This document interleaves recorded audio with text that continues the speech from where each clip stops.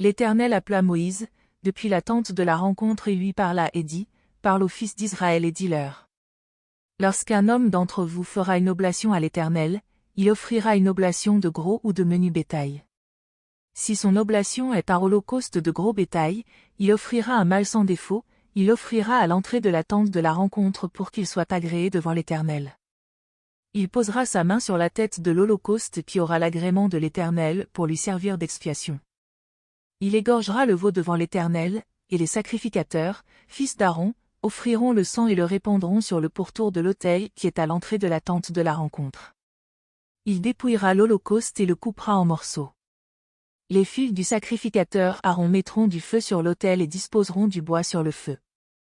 Les sacrificateurs, fils d'Aaron, disposeront les morceaux, la tête et la graisse sur le bois mis au feu sur l'autel. Il lavera avec de l'eau les entrailles et les pattes, et le sacrificateur brûlera le tout sur l'autel. C'est un holocauste consumé par le feu d'une agréable odeur à l'Éternel. Si son oblation est un holocauste de menu bétail, d'agneau ou de chevreau, il offrira un mâle sans défaut. Il l'égorgera au côté nord de l'autel, devant l'Éternel, et les sacrificateurs, fils d'Aaron, en répandront le sang sur le pourtour de l'autel. Il le coupera en morceaux, y compris la tête et la graisse, et le sacrificateur disposera cela sur le bois, sur le feu de l'autel. Il lavera avec de l'eau les entrailles et les pattes. Le sacrificateur offrira le tout et le brûlera sur l'autel. C'est un holocauste consumé par le feu, d'une agréable odeur à l'Éternel. Si son oblation à l'Éternel est un holocauste d'oiseaux, il offrira des tourterelles ou des jeunes pigeons. Le sacrificateur offrira l'oiseau sur l'autel, il lui comprimera la tête avec l'ongle et la brûlera sur l'autel, et il exprimera le sang contre la paroi de l'autel.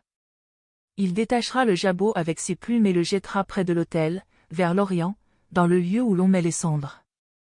Il le déchirera par les ailes, sans les détacher, et le sacrificateur brûlera l'oiseau sur l'autel, sur le bois mis au feu.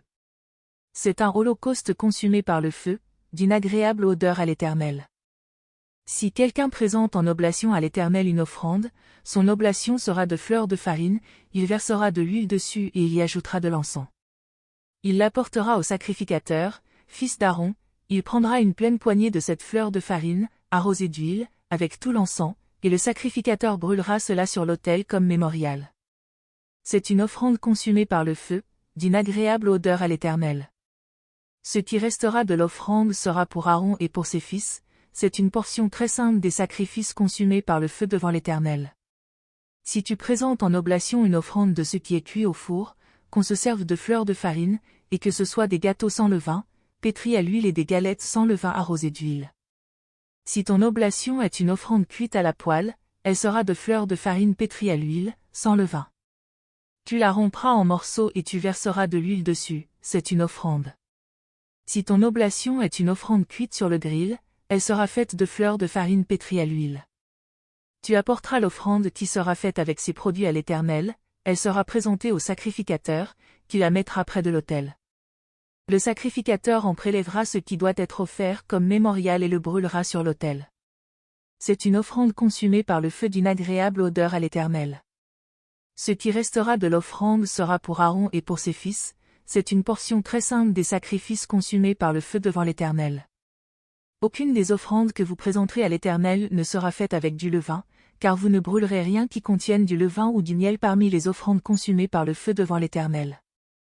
Vous pourrez en offrir à l'Éternel comme oblation de prémices, mais il n'en sera pas présenté sur l'autel comme offrande d'une agréable odeur.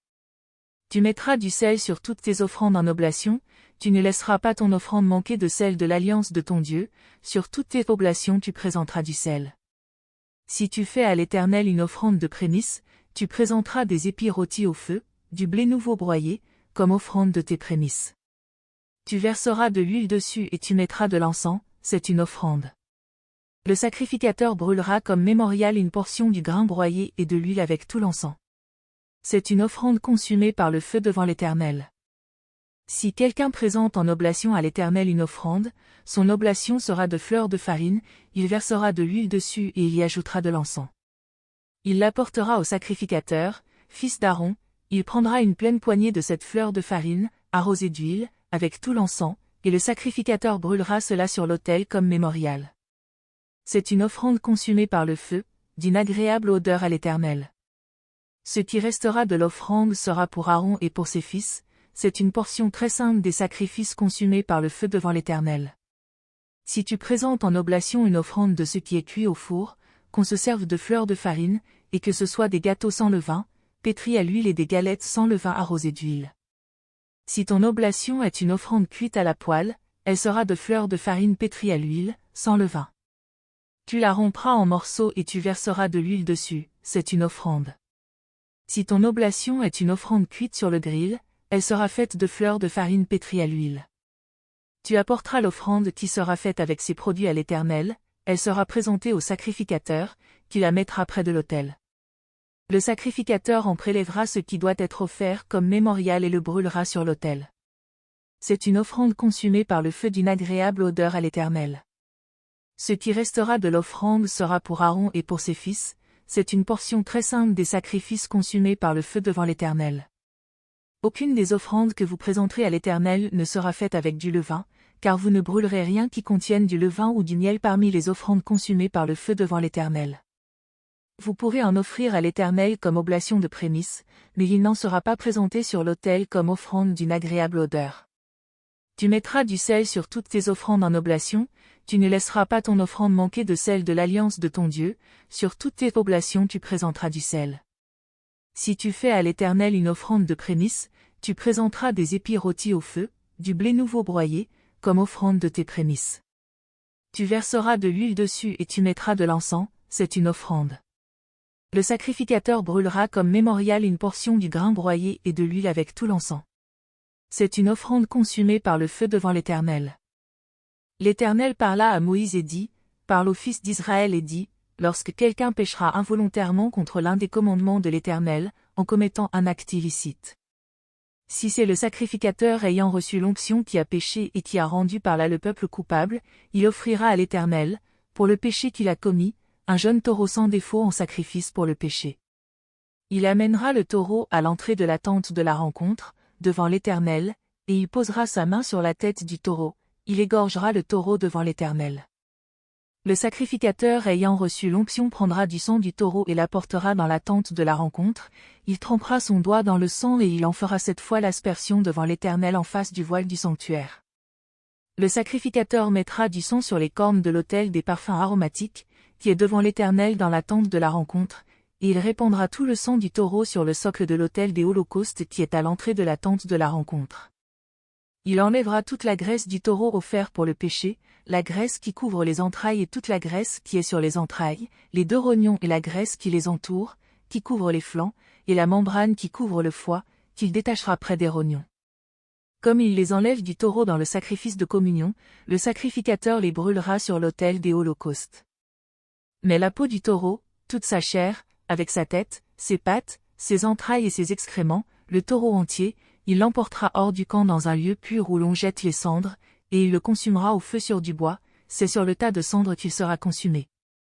Si c'est toute la communauté d'Israël qui a péché involontairement sans que l'assemblée s'en aperçoive, en commettant contre l'un des commandements de l'Éternel des actes illicites et en se rendant ainsi coupable, et lorsqu'on s'apercevra du péché qu'elle a commis, l'assemblée offrira un jeune taureau en sacrifice pour le péché, et on l'amènera devant la tente de la rencontre. Les anciens de la communauté poseront leurs mains sur la tête du taureau devant l'Éternel, et l'on égorgera le taureau devant l'Éternel. Le sacrificateur ayant reçu l'onction apportera du sang du taureau dans la tente de la rencontre, le sacrificateur trempera son doigt dans le sang et il en fera cette fois l'aspersion devant l'Éternel, en face du voile. Il mettra du sang sur les cornes de l'autel qui est devant l'Éternel dans la tente de la rencontre, et il répandra tout le sang sur le socle de l'autel des holocaustes, qui est à l'entrée de la tente de la rencontre. Il enlèvera toute la graisse du taureau et la brûlera sur l'autel. Il fera de ce taureau comme du taureau offert pour le péché, il fera de même. C'est ainsi que le sacrificateur fera pour eux l'expiation, et il leur sera pardonné. Il emportera le taureau hors du camp et le consumera comme il a consumé le premier taureau. C'est un sacrifice pour le péché de l'assemblée. Lorsqu'un prince péchera en commettant involontairement contre l'un des commandements de l'Éternel, son Dieu, des actes illicites et en se rendant ainsi coupable, s'il s'aperçoit du péché qu'il a commis, il présentera en oblation un bouc mâle sans défaut. Il posera sa main sur la tête du bouc, qu'il égorgera dans le lieu où l'on égorge les holocaustes devant l'Éternel. C'est un sacrifice pour le péché. Le sacrificateur prendra avec son doigt du sang de la victime offerte pour le péché, il en mettra sur les cornes de l'autel des holocaustes et répandra le sang sur le socle de l'autel des holocaustes. Il brûlera toute la graisse sur l'autel, comme la graisse du sacrifice de communion. C'est ainsi que le sacrificateur fera pour ce prince l'expiation de son péché, et il lui sera pardonné. Si c'est quelqu'un du peuple qui a péché involontairement en commettant contre l'un des commandements de l'Éternel des actes illicites et en se rendant ainsi coupable, s'il s'aperçoit du péché qu'il a commis, il présentera en oblation une chèvre, une femelle sans défaut, pour le péché qu'il a commis. Il posera sa main sur la tête de la victime offerte pour le péché, il égorgera la victime offerte pour le péché à l'endroit des holocaustes. Le sacrificateur prendra avec son doigt du sang de la victime, il en mettra sur les cornes de l'autel des holocaustes et répandra tout le sang sur le socle de l'autel. Il détachera toute la graisse, comme on détache la graisse du sacrifice de communion, il la brûlera sur l'autel, et elle sera d'une agréable odeur à l'Éternel. C'est ainsi que le sacrificateur fera pour cet homme l'expiation, et il lui sera pardonné. S'il présente une brebis en oblation pour le péché, il présentera une femelle sans défaut. Il posera sa main sur la tête de la victime offerte pour le péché, il l'égorgera en sacrifice pour le péché dans le lieu où l'on égorge les holocaustes. Le sacrificateur prendra avec son doigt du sang de la victime pour le péché, il en mettra sur les cornes de l'autel des holocaustes et répandra tout le sang sur le socle de l'autel. Il détachera toute la graisse, comme on détache la graisse de l'agneau dans le sacrifice de communion, et il la brûlera sur l'autel par-dessus les sacrifices consumés par le feu devant l'Éternel. C'est ainsi que le sacrificateur fera pour cet homme l'expiation du péché qu'il a commis, et il lui sera pardonné. Lorsque quelqu'un, après avoir entendu la formule d'adjuration en tant que témoin n'aura pas déclaré ce qu'il a vu ou ce qu'il sait, il portera le poids de sa faute.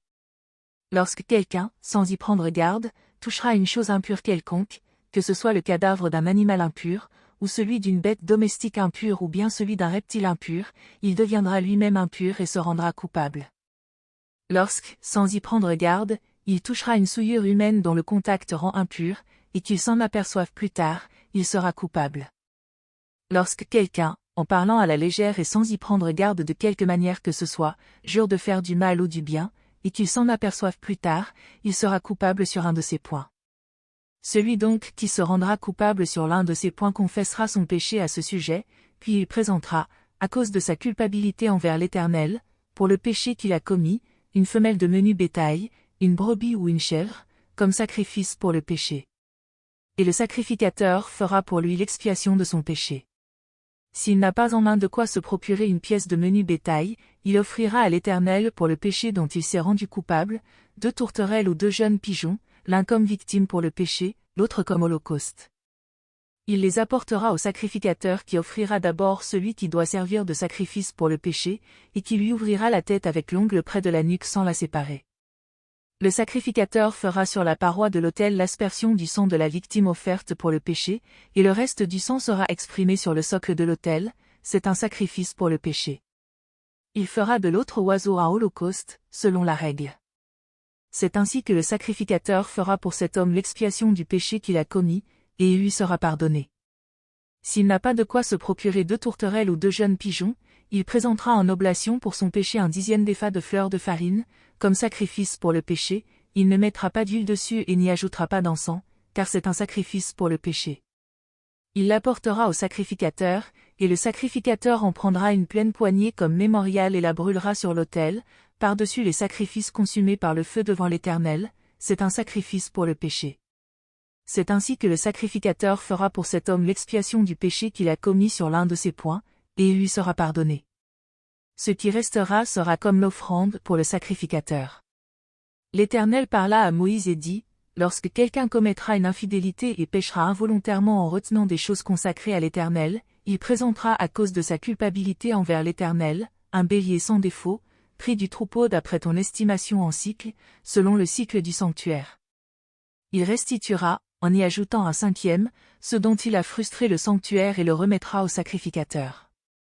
Le sacrificateur fera pour lui l'expiation avec le bélier offert en sacrifice de culpabilité, et il lui sera pardonné. Si quelqu'un pêche en commettant, sans le savoir, contre l'un des commandements de l'Éternel, des actes illicites, il se rendra coupable et portera le poids de sa faute. Il présentera au sacrificateur en sacrifice de culpabilité un bélier sans défaut, pris du troupeau d'après ton estimation. Et le sacrificateur fera pour lui l'expiation de la faute involontaire qu'il a commise sans le savoir, et il lui sera pardonné. C'est un sacrifice de culpabilité. Cet homme s'était réellement rendu coupable envers l'Éternel. L'Éternel parla à Moïse et dit, lorsque quelqu'un péchera et commettra une infidélité envers l'Éternel en mentant à son compatriote au sujet d'un dépôt, d'une valeur remise en main ou d'un vol, ou bien en commettant une extorsion envers son compatriote, en niant avoir trouvé un objet perdu, ou en faisant un faux serment au sujet de l'un de tous les péchés que l'homme peut commettre, lorsqu'il péchera ainsi et se rendra coupable, il rendra l'objet qu'il a volé ou extorqué, le dépôt qui lui avait été confié, l'objet perdu qu'il a trouvé, ou la chose quelconque sur laquelle il a fait un faux serment. Il le restituera en sa totalité, y ajoutera un cinquième et le remettra à son propriétaire, le jour même où il offrira son sacrifice de culpabilité. Il amènera au sacrificateur, à cause de sa culpabilité envers l'Éternel, un bélier sans défaut, pris du troupeau d'après ton estimation comme sacrifice de culpabilité. Et le sacrificateur fera pour lui l'expiation devant l'Éternel, et il lui sera pardonné, quelle que soit la faute dont il se sera rendu coupable. L'Éternel parla à Moïse et dit, donne cet ordre à Aaron et à ses fils, et dit, voici la loi qui concerne l'Holocauste. L'Holocauste restera sur le foyer de l'autel toute la nuit jusqu'au matin, et le feu de l'autel y brûlera.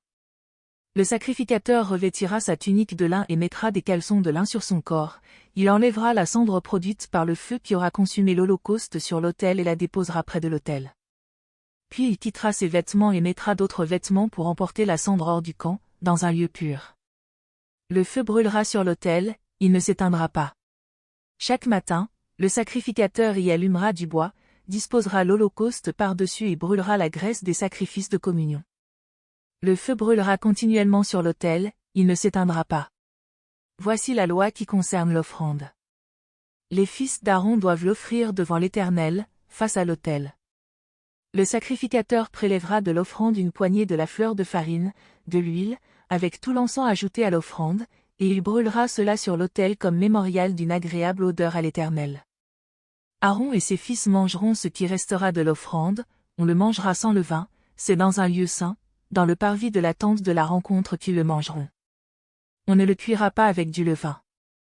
C'est la part que je leur ai donnée de mes sacrifices consumés par le feu. C'est une chose très sainte, comme le sacrifice pour le péché et comme le sacrifice de culpabilité. Tout mâle parmi les fils d'Aaron en mangera. C'est une prescription perpétuelle pour vos descendants, au sujet des sacrifices consumés par le feu devant l'Éternel, tout ce qui entrera en contact avec eux sera rendu sacré. L'Éternel parla à Moïse et dit, voici l'oblation qu'Aaron et ses fils offriront à l'Éternel, le jour où ils recevront l'onction, un dixième d'épha de fleur de farine, comme offrande perpétuelle, moitié le matin et moitié le soir. Elle sera préparée à la poêle avec de l'huile, et tu la présenteras mélangée, tu l'offriras comme offrande cuite en morceaux, d'une agréable odeur à l'Éternel. Le sacrificateur qui, parmi les fils d'Aaron, aura reçu l'onction pour lui succéder, fera cette offrande. C'est une prescription perpétuelle devant l'Éternel, elle sera brûlée en entier. Toute offrande d'un sacrificateur sera brûlée en entier, elle ne sera pas mangée. L'Éternel parla à Moïse et dit, parle à Aaron et à ses fils, dis-leur, voici la loi qui concerne le sacrifice pour le péché. C'est dans le lieu où l'on égorge l'Holocauste que sera égorgée devant l'Éternel la victime offerte pour le péché, c'est une chose très sainte. Le sacrificateur qui offrira la victime pour le péché en mangera, elle sera mangée dans un lieu saint, dans le parvis de la tente de la rencontre. Tout ce qui entrera en contact avec sa chair sera rendu sacré. S'il en jaillit du sang sur un vêtement, tu laveras dans un lieu saint l'endroit sur lequel il aura jailli. Le récipient de terre dans lequel elle aura cuit sera brisé, si c'est dans un récipient de bronze qu'elle a cuit, il sera frotté et rincé dans l'eau. Tout mâle parmi les sacrificateurs en mangera, c'est une chose très sainte. Mais on ne mangera aucune victime pour le péché dont on apportera du sang dans la tente de la rencontre, pour faire l'expiation dans le sanctuaire, elle sera brûlée au feu.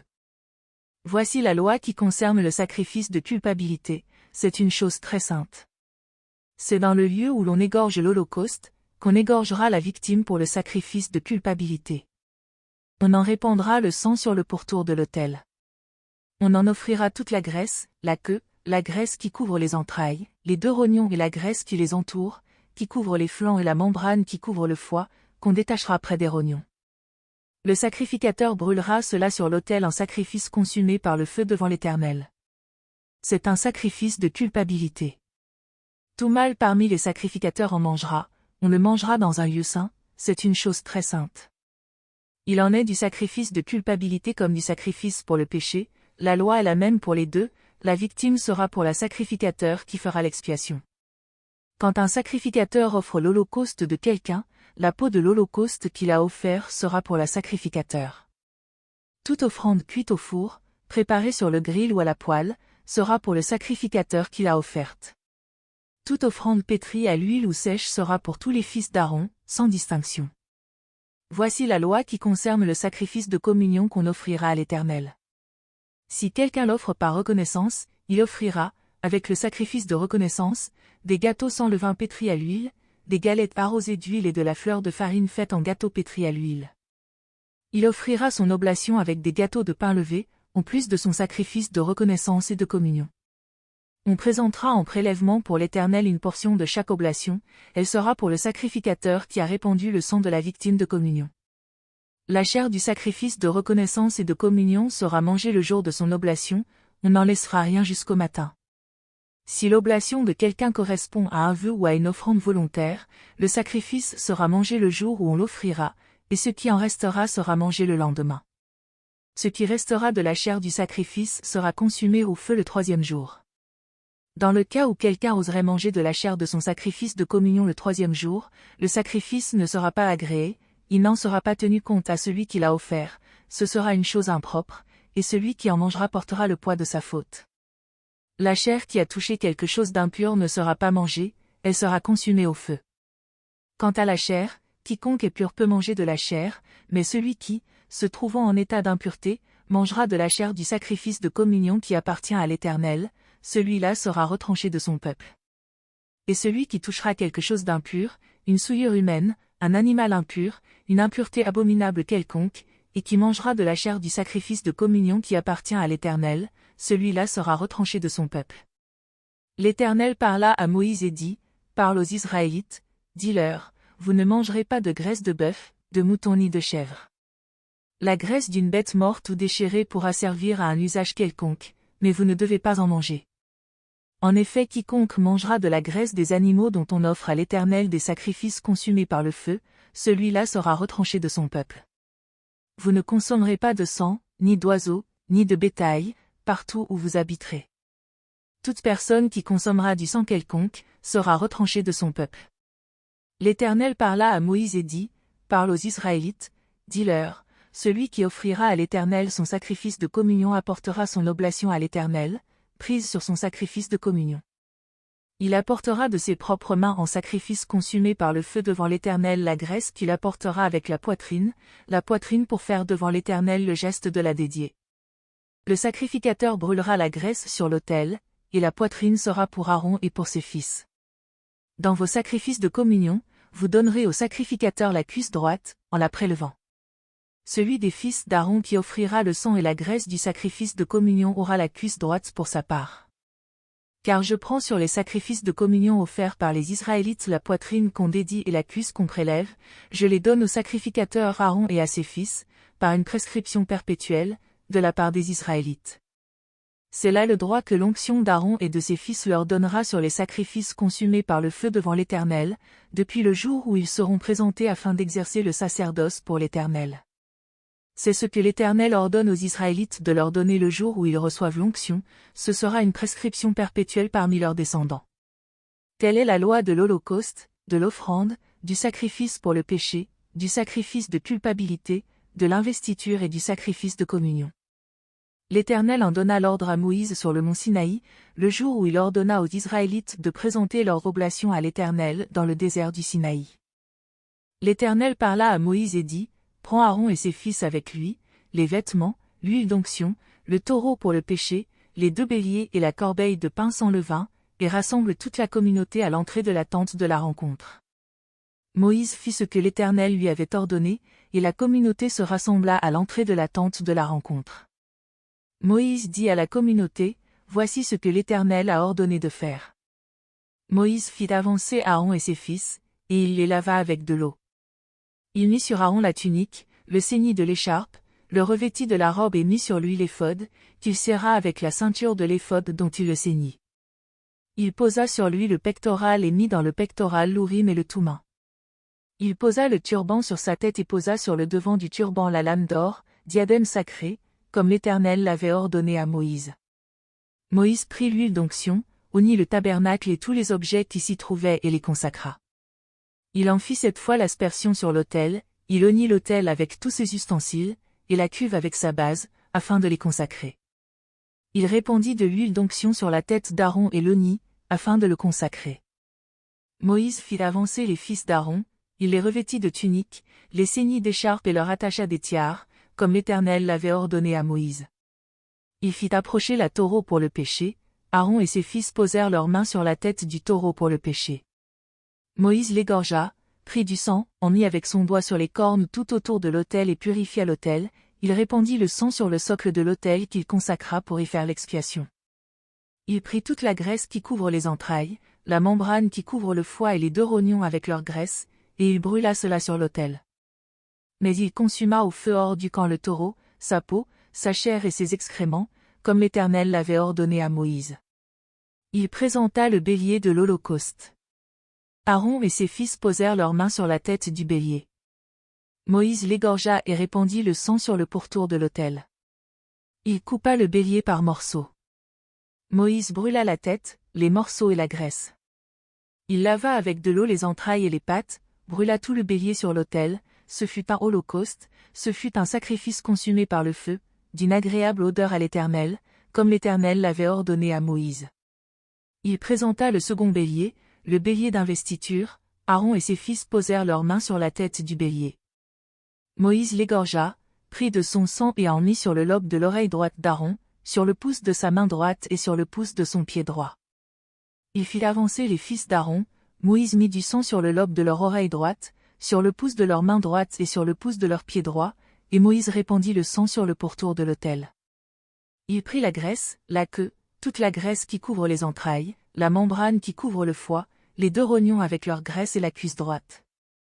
Il prit aussi dans la corbeille de pain sans levain, placé devant l'Éternel, un gâteau sans levain, un gâteau de pain à l'huile et une galette, et il les posa sur les graisses et sur la cuisse droite.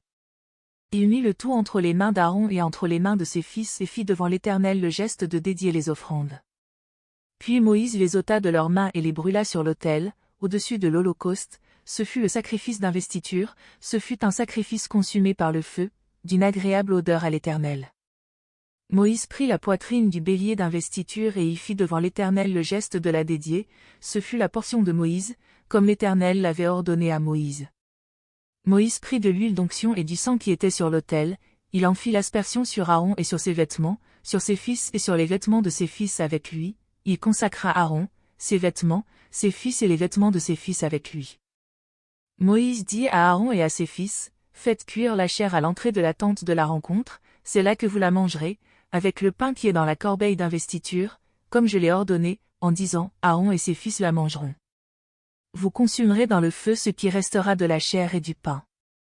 Pendant 7 jours, vous ne sortirez pas de l'entrée de la tente de la rencontre, jusqu'à ce que les jours de votre investiture soient achevés, car il faudra 7 jours pour vous investir. Ce qui s'est fait aujourd'hui, l'Éternel a ordonné de le faire comme expiation pour vous.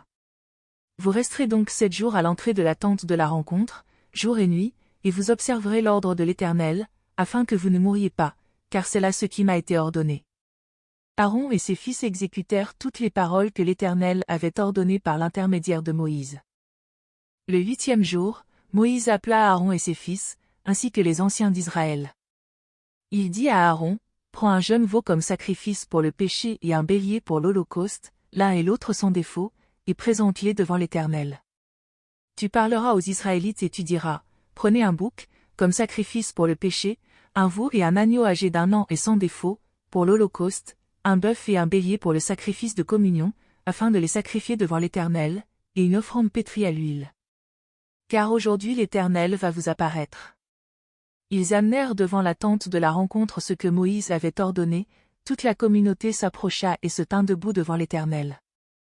Moïse dit, « Voici ce que l'Éternel a ordonné, faites-le, et la gloire de l'Éternel va vous apparaître. » Moïse dit à Aaron, « Approche-toi de l'autel, accomplis ton sacrifice pour le péché et ton holocauste, et fais l'expiation pour toi et pour le peuple, offre aussi l'oblation du peuple et fais l'expiation pour lui, comme l'Éternel l'a ordonné. » Aaron s'approcha de l'autel et il égorgea le veau pour son propre péché. Les fils d'Aaron lui présentèrent le sang, il trempa son doigt dans le sang, en mit sur les cornes de l'autel et répandit le sang sur le socle de l'autel. Il brûla sur l'autel la graisse, les rognons, la membrane qui couvre le foie de la victime pour le péché, comme l'Éternel l'avait ordonné à Moïse. Mais il consuma au feu hors du camp la chair et la peau. Il égorgea la victime pour l'holocauste. Les fils d'Aaron lui remirent le sang, et il le répandit sur le pourtour de l'autel. Ils lui remirent l'holocauste coupé par morceaux, avec la tête, et il les brûla sur l'autel. Il lava les entrailles et les pattes, et il les brûla sur l'autel, au-dessus de l'holocauste. Ensuite, il offrit l'oblation du peuple.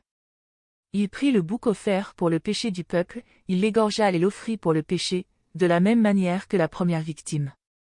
Il offrit l'holocauste et le fit selon la règle. Il présenta l'offrande, dont il remplit sa main, et la brûla sur l'autel, outre l'holocauste du matin. Il égorgea le bœuf et le bélier, en sacrifice de communion pour le peuple. Les fils d'Aaron lui remirent le sang qu'il répandit sur le pourtour de l'autel, ainsi que les graisses du bœuf, puis du bélier la queue, les téguments, les rognons et la membrane qui couvre le foie. Ils mirent les graisses sur les poitrines et il brûla les graisses sur l'autel. Aaron fit devant l'Éternel le geste de dédier les poitrines et la cuisse droite, comme Moïse l'avait ordonné. Aaron leva ses mains vers le peuple et le bénit. Puis il descendit, après avoir accompli le sacrifice pour le péché, l'holocauste et le sacrifice de communion. Moïse et Aaron entrèrent dans la tente de la rencontre.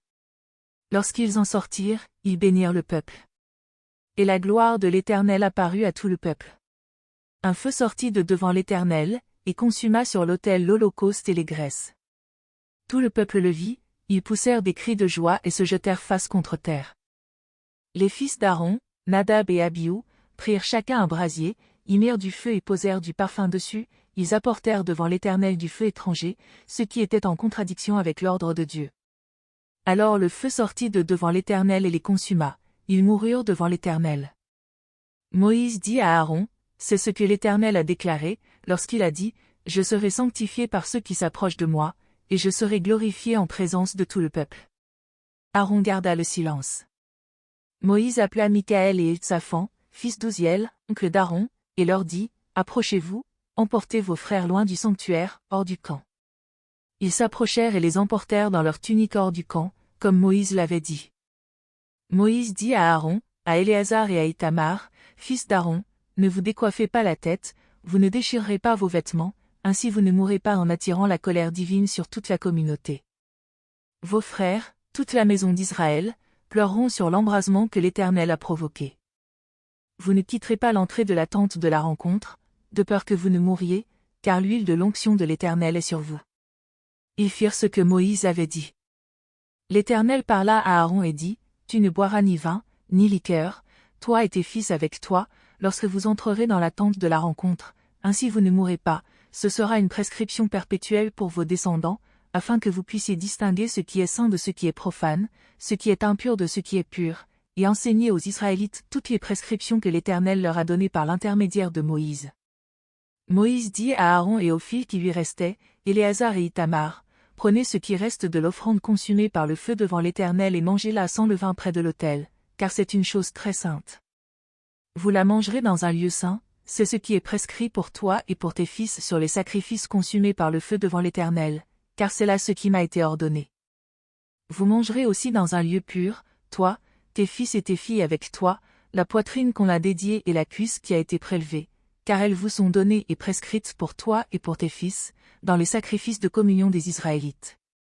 Ils apporteront sur les graisses consumées par le feu, la cuisse que l'on prélève et la poitrine qu'on dédie pour faire devant l'Éternel le geste de la dédier, elles seront pour toi et pour tes fils avec toi, par une prescription perpétuelle, comme l'Éternel l'a ordonné. Moïse chercha le bouc offert pour le péché, voici qu'il avait été brûlé. Alors il s'irrita contre Éléazar et Ithamar, les fils d'Aaron qui restaient, Et il dit, pourquoi n'avez-vous pas mangé la victime pour le péché dans le lieu saint? C'est une chose très sainte, et l'Éternel vous l'a donnée, afin que vous portiez la faute de la communauté, afin de faire pour elle l'expiation devant l'Éternel.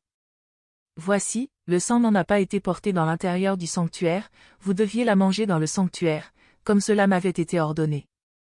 Aaron dit à Moïse, voici qu'ils ont offert aujourd'hui leur sacrifice pour le péché et leur holocauste devant l'Éternel. Après ce qui m'est arrivé, si j'avais mangé aujourd'hui la victime pour le péché, aurait-ce été bien aux yeux de l'Éternel? Moïse entendit et approuva ces paroles. L'Éternel parla à Moïse et à Aaron et leur dit, parlez aux Israélites, dites-leur, parmi tous les animaux qui sont sur la terre, voici ceux dont vous mangerez. Vous mangerez de tout animal qui a le sabot fendu, le pied fourchu, et qui rumine. Mais voici parmi ceux qui ruminent, ou qui ont le sabot fendu, ceux dont vous ne mangerez pas, le chameau, qui rumine, mais qui n'a pas le sabot fendu, vous le considérez comme impur, le daman, qui rumine, mais qui n'a pas le sabot fendu, vous le considérez comme impur, le lièvre, qui rumine, mais qui n'a pas le sabot fendu, vous le considérez comme impur, le porc, qui a le sabot fendu et le pied fourchu, mais qui ne rumine pas, vous le considérez comme impur. Vous ne mangerez pas de leur chair, et vous ne toucherez pas à leurs cadavres, vous les considérez comme impurs. Voici parmi tous les animaux aquatiques ceux que vous mangerez. Vous mangerez de tous ceux qui ont des nageoires et des écailles, et qui sont dans les eaux, soit dans les mers, soit dans les rivières. Mais parmi toutes les bestioles aquatiques et tout ce qui vit dans l'eau, soit des mers, soit des rivières, tous ceux qui n'ont point de nageoires ni d'écailles, seront abominables pour vous. Ils seront abominables pour vous, vous ne mangerez pas de leur chair, et vous considérez comme abominables leurs cadavres. Ils seront abominables pour vous, tous ceux qui, dans les eaux, n'ont point de nageoires ni d'écailles. Voici, parmi les oiseaux, ceux que vous considérez comme abominables, et dont on ne mangera pas, le vautour, l'orfraie et l'aigle de mer, le milan, le faucon et ce qui est de son espèce, le corbeau et toutes ses espèces, l'autruche, le hibou, la mouette, l'épervier et ce qui est de son espèce, le chahuan, le plongeon et la chouette, le cygne, le pélican et le cormoran, la cigogne, le héron et ce qui est de son espèce, la huppe et la chauve-souris. Toute bestiole ailée qui marche sur quatre pattes sera abominable pour vous. Mais, parmi toutes les bestioles ailées qui marchent sur quatre pattes, vous mangerez celles qui ont des jambes au-dessus de leurs pieds, pour sauter sur la terre.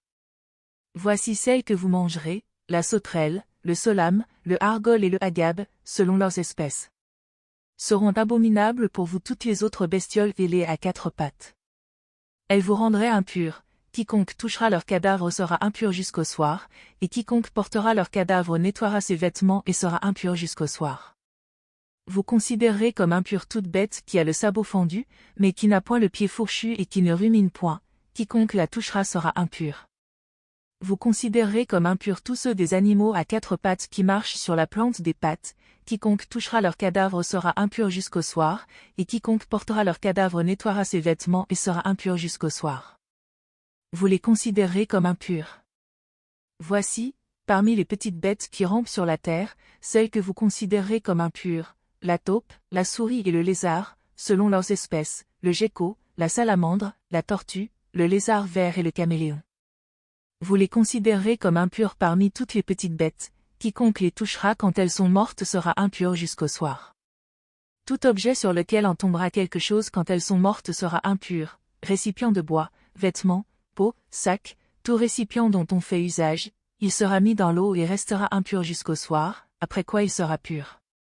Tout ce qui se trouvera dans un récipient de terre où il en tombera quelque chose, sera impur, et vous briserez le récipient. Tout aliment qu'on mange et sur lequel on verse de l'eau sera impur, et tout breuvage que l'on boit, dans n'importe quel récipient, sera impur. Tout objet sur lequel tombera quelque chose de leur cadavre sera impur, le four et le foyer seront démolis, ils sont impurs, et vous les considérez comme impurs. Toutefois une source et une citerne formant une réserve d'eau resteront pures, mais celui qui touchera leur cadavre sera impur. S'il tombe quelque chose de leur cadavre sur une semence qui doit être semée, elle restera pure, mais si l'on a mis de l'eau sur la semence, et qu'il y tombe quelque chose de leur cadavre, vous la considérez comme impure. S'il meurt un des animaux qui vous servent de nourriture, celui qui en touchera le cadavre sera impur jusqu'au soir, celui qui mangera d'un tel cadavre nettoiera ses vêtements et sera impur jusqu'au soir, et celui qui portera un tel cadavre nettoiera ses vêtements et sera impur jusqu'au soir. Sera abominable toute petite bête qui rampe sur la terre, on n'en mangera pas. Vous ne mangerez aucune des petites bêtes qui rampent sur la terre, ni celles qui se traînent sur le ventre, ni celles qui marchent sur 4 pattes ou sur un grand nombre de pattes, car elles sont abominables. Ne vous rendez pas vous-même abominable par tous ces reptiles qui rampent, ne vous rendez pas impur par eux, ne vous souillez point par eux. Car je suis l'Éternel, votre Dieu, vous vous sanctifierez et vous serez saints, car je suis saint, et vous ne vous rendrez pas impurs par toutes ces petites bêtes qui rampent sur la terre. Car je suis l'Éternel, qui vous ai fait monter du pays d'Égypte, pour être votre Dieu, et vous serez saints, car je suis saint. Telle est la loi touchant les animaux, les oiseaux, tous les êtres vivants qui se meuvent dans les eaux, et tous les êtres qui rampent sur la terre, afin de distinguer ce qui est impur de ce qui est pur, l'animal qui se mange de l'animal qui ne se mange pas.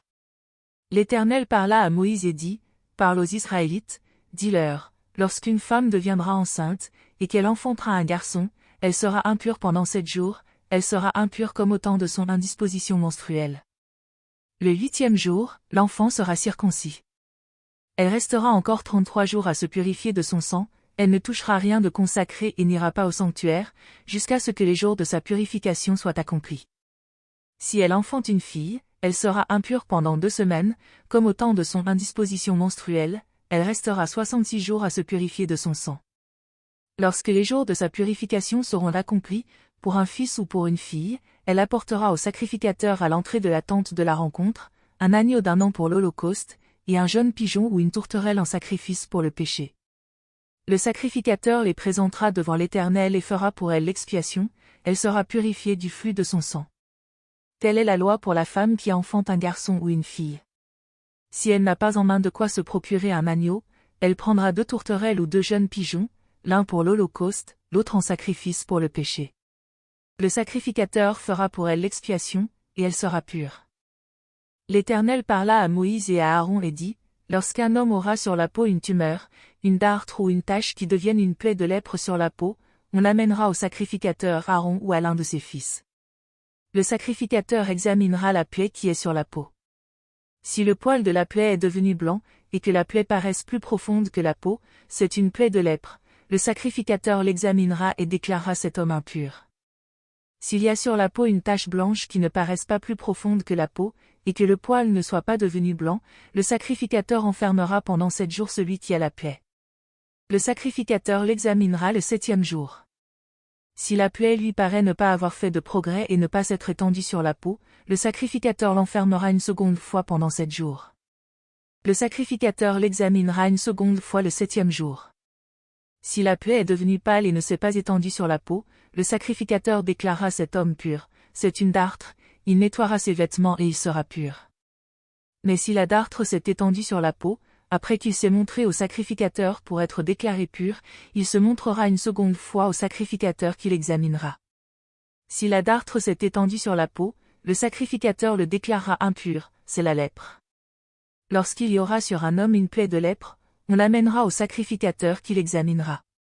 S'il y a sur la peau une tumeur blanche, si cette tumeur a fait blanchir le poil, et qu'il y ait un bourgeonnement de chair vive dans la tumeur, c'est une lèpre invétérée dans la peau de cet homme, le sacrificateur le déclarera impur, il ne l'enfermera pas, car il est impur. Si la lèpre fait une éruption sur la peau et que la lèpre couvre toute la peau de celui qui a la plaie, depuis la tête jusqu'aux pieds, partout où le sacrificateur qui l'examinera portera ses regards, et si la lèpre couvre tout le corps, il déclarera pur celui qui a la plaie, comme il est entièrement devenu blanc, il est pur. Mais le jour où l'on apercevra en lui de la chair vive, il sera impur, quand le sacrificateur aura vu la chair vive, il le déclarera impur, la chair vive est impure, c'est la lèpre. Si la chair vive change et devient blanche, il ira vers le sacrificateur qui l'examinera, et si la plaie est devenue blanche, le sacrificateur déclarera pur celui qui a la plaie, il est pur. Lorsque quelqu'un aura eu sur la peau un ulcère qui s'est guéri, et qu'il se manifestera, à la place où était l'ulcère, une tumeur blanche ou une tache d'un blanc rougeâtre, cet homme se montrera au sacrificateur. Le sacrificateur l'examinera. Si la tache paraît plus enfoncée que la peau, et que le poil soit devenu blanc, le sacrificateur le déclarera impur, c'est une plaie de lèpre, qui a fait éruption dans l'ulcère. Si le sacrificateur voit qu'il n'y a point de poil blanc dans la tache, qu'elle n'est pas plus enfoncée que la peau, et qu'elle est devenue pâle, il enfermera cet homme pendant 7 jours. Si la tache s'est étendue sur la peau, le sacrificateur le déclarera impur, c'est une plaie de lèpre. Mais si la tache est restée à la même place et ne s'est pas étendue, c'est une cicatrice de l'ulcère, le sacrificateur le déclarera pur. Lorsque quelqu'un aura eu sur la peau une brûlure par le feu, que le bourgeonnement de la brûlure forme une tache blanche ou d'un blanc rougeâtre, le sacrificateur l'examinera. Si le poil est devenu blanc dans la tache, et qu'elle paraisse plus profonde que la peau, c'est la lèpre, qui a fait éruption dans la brûlure, le sacrificateur déclarera cet homme impur, c'est une plaie de lèpre. Si le sacrificateur voit qu'il n'y a point de poil blanc dans la tache, qu'elle n'est pas plus enfoncée que la peau, et qu'elle est devenue pâle, le sacrificateur enfermera cet homme pendant 7 jours. Le sacrificateur l'examinera le 7e jour. Si la tache s'est étendue sur la peau, le sacrificateur le déclarera impur, c'est une plaie de lèpre.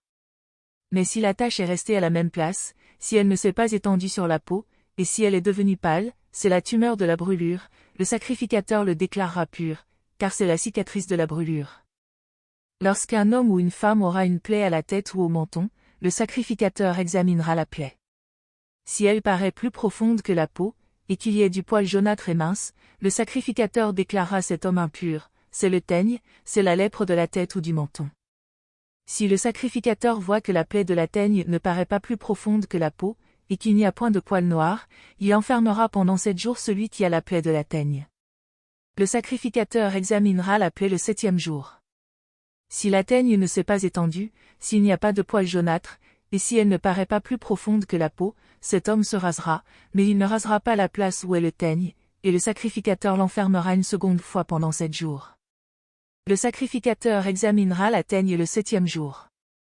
Si la teigne ne s'est pas étendue sur la peau, et si elle ne paraît pas plus profonde que la peau, le sacrificateur le déclarera pur, il nettoiera ses vêtements, et il sera pur. Mais si la teigne s'est étendue sur la peau, après qu'il a été déclaré pur, le sacrificateur l'examinera, et si la teigne s'est étendue sur la peau, le sacrificateur n'aura pas à rechercher s'il y a du poil jaunâtre, il est impur. Si la teigne lui paraît ne pas avoir fait de progrès, et qu'il y ait poussé du poil noir, la teigne est guérie, il est pur, et le sacrificateur le déclarera pur. Lorsqu'un homme ou une femme aura sur la peau des taches blanches, le sacrificateur l'examinera. S'il y a sur la peau des taches d'un blanc pâle, ce sont des boutons qui ont fait éruption sur la peau, il est pur. Lorsqu'un homme aura la tête dépouillée de cheveux, c'est un chauve, il est pur. S'il a la tête dépouillée de cheveux du côté du front, c'est un chauve par devant, il est pur. Mais s'il y a dans la partie chauve de derrière ou de devant une plaie d'un blanc rougeâtre, c'est la lèpre qui a fait éruption dans la partie chauve de derrière ou de devant. Le sacrificateur l'examinera. Si la plaie provoque une tumeur d'un blanc rougeâtre dans la partie chauve de derrière ou de devant, de même aspect que la lèpre sur la peau, c'est un homme lépreux, il est impur, le sacrificateur le déclarera impur, c'est à la tête qu'est sa plaie. Le lépreux, atteint de la plaie, portera ses vêtements déchirés et aura la tête nue, il se couvrira la moustache et criera « impur ». Impur. Aussi longtemps qu'il aura la plaie, il sera impur. Étant impur, il habitera seul, sa demeure sera hors du camp. Lorsqu'il y aura sur un vêtement une plaie de lèpre, sur un vêtement de laine ou sur un vêtement de lin, à la chaîne ou à la trame de lin ou de laine, sur une peau ou sur quelque ouvrage de peau, et que la plaie sera verdâtre ou rougeâtre sur le vêtement ou sur la peau, à la chaîne ou à la trame, ou sur un objet quelconque de peau, c'est une plaie de lèpre. Elle sera montrée au sacrificateur qui examinera la plaie et qui enfermera pendant 7 jours ce qui en est attaqué. Il examinera la plaie le 7e jour. Si la plaie s'est étendue sur le vêtement, à la chaîne ou à la trame, sur la peau ou sur l'ouvrage quelconque fait de peau, c'est une plaie de lèpre pernicieuse, l'objet est impur. Il brûlera le vêtement, la chaîne ou la trame de laine ou de lin, l'objet quelconque de peau sur lequel se trouve la plaie, car c'est une lèpre pernicieuse, l'objet sera brûlé au feu. Mais si le sacrificateur voit que la plaie ne s'est pas étendue sur le vêtement, sur la chaîne ou sur la trame, sur l'objet quelconque de peau, le sacrificateur ordonnera qu'on nettoie ce qui est attaqué de la plaie, et il l'enfermera une seconde fois pendant 7 jours. Le sacrificateur examinera la plaie, après qu'elle aura été nettoyée. Si la plaie n'a pas changé d'aspect et ne s'est pas étendue, l'objet est impur, il sera brûlé au feu, c'est une partie de l'endroit ou de l'envers qui a été rongée.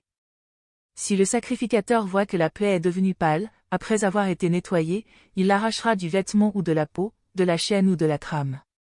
Si elle paraît encore sur le vêtement, à la chaîne ou à la trame, ou sur l'objet quelconque de peau, c'est une éruption de lèpre, ce qui est attaqué de la plaie sera brûlé au feu.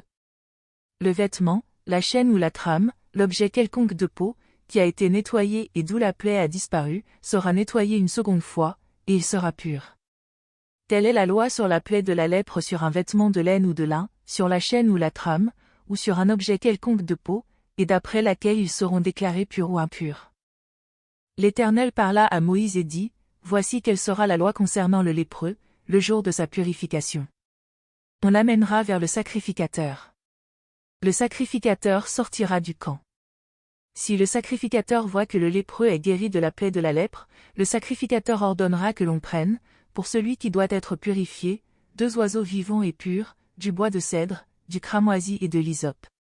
Le sacrificateur ordonnera qu'on égorge l'un des oiseaux sur un vase de terre, sur de l'eau courante. Quant à l'oiseau vivant, il le prendra, ainsi que le bois de cèdre, le cramoisi et l'hysope, il les trempera, ainsi que l'oiseau vivant, dans le sang de l'oiseau égorgé sur l'eau courante. Il en fera 7 fois l'aspersion sur celui qui doit être purifié de la lèpre. Puis il le déclarera pur et lâchera dans la campagne l'oiseau vivant. Celui qui se purifie nettoiera ses vêtements, rasera tout son poil et se lavera dans l'eau, et il sera pur. Ensuite il pourra rentrer dans le camp, mais il restera 7 jours hors de sa tente. Le 7e jour, il rasera tout son poil, sa tête, sa barbe, ses sourcils, il rasera tout son poil, il nettoiera ses vêtements, lavera son corps dans l'eau et il sera pur. Le 8e jour, il prendra 2 agneaux sans défaut et une brebis d'un an sans défaut, 3/10 de fleur de farine en offrande pétrie à l'huile et un log d'huile. Le sacrificateur qui fait la purification placera l'homme qui se purifie et ses offrandes devant l'Éternel, à l'entrée de la tente de la rencontre. Le sacrificateur prendra l'un des agneaux et l'offrira en sacrifice de culpabilité, avec le log d'huile, il fera devant l'Éternel le geste de les dédier. Il égorgera l'agneau dans le lieu où l'on égorge la victime pour le péché et l'holocauste, dans le lieu saint, car, la victime de culpabilité comme la victime pour le péché, est pour le sacrificateur, c'est une chose très sainte.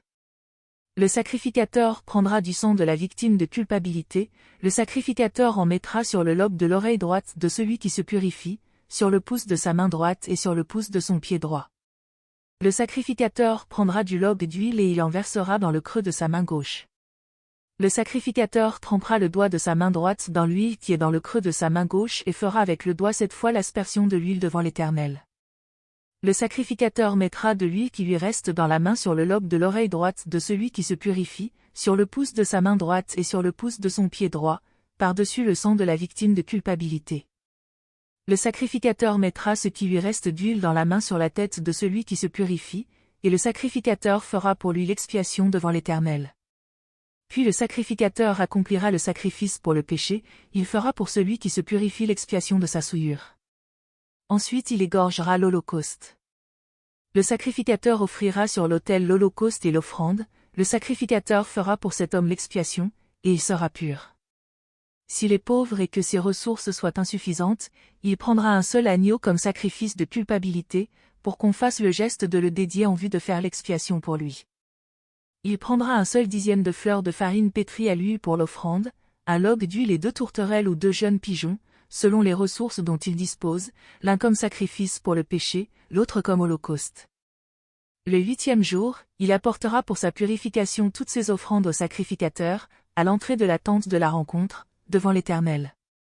Le sacrificateur prendra l'agneau pour le sacrifice de culpabilité et le log d'huile, et il fera devant l'Éternel le geste de le dédier.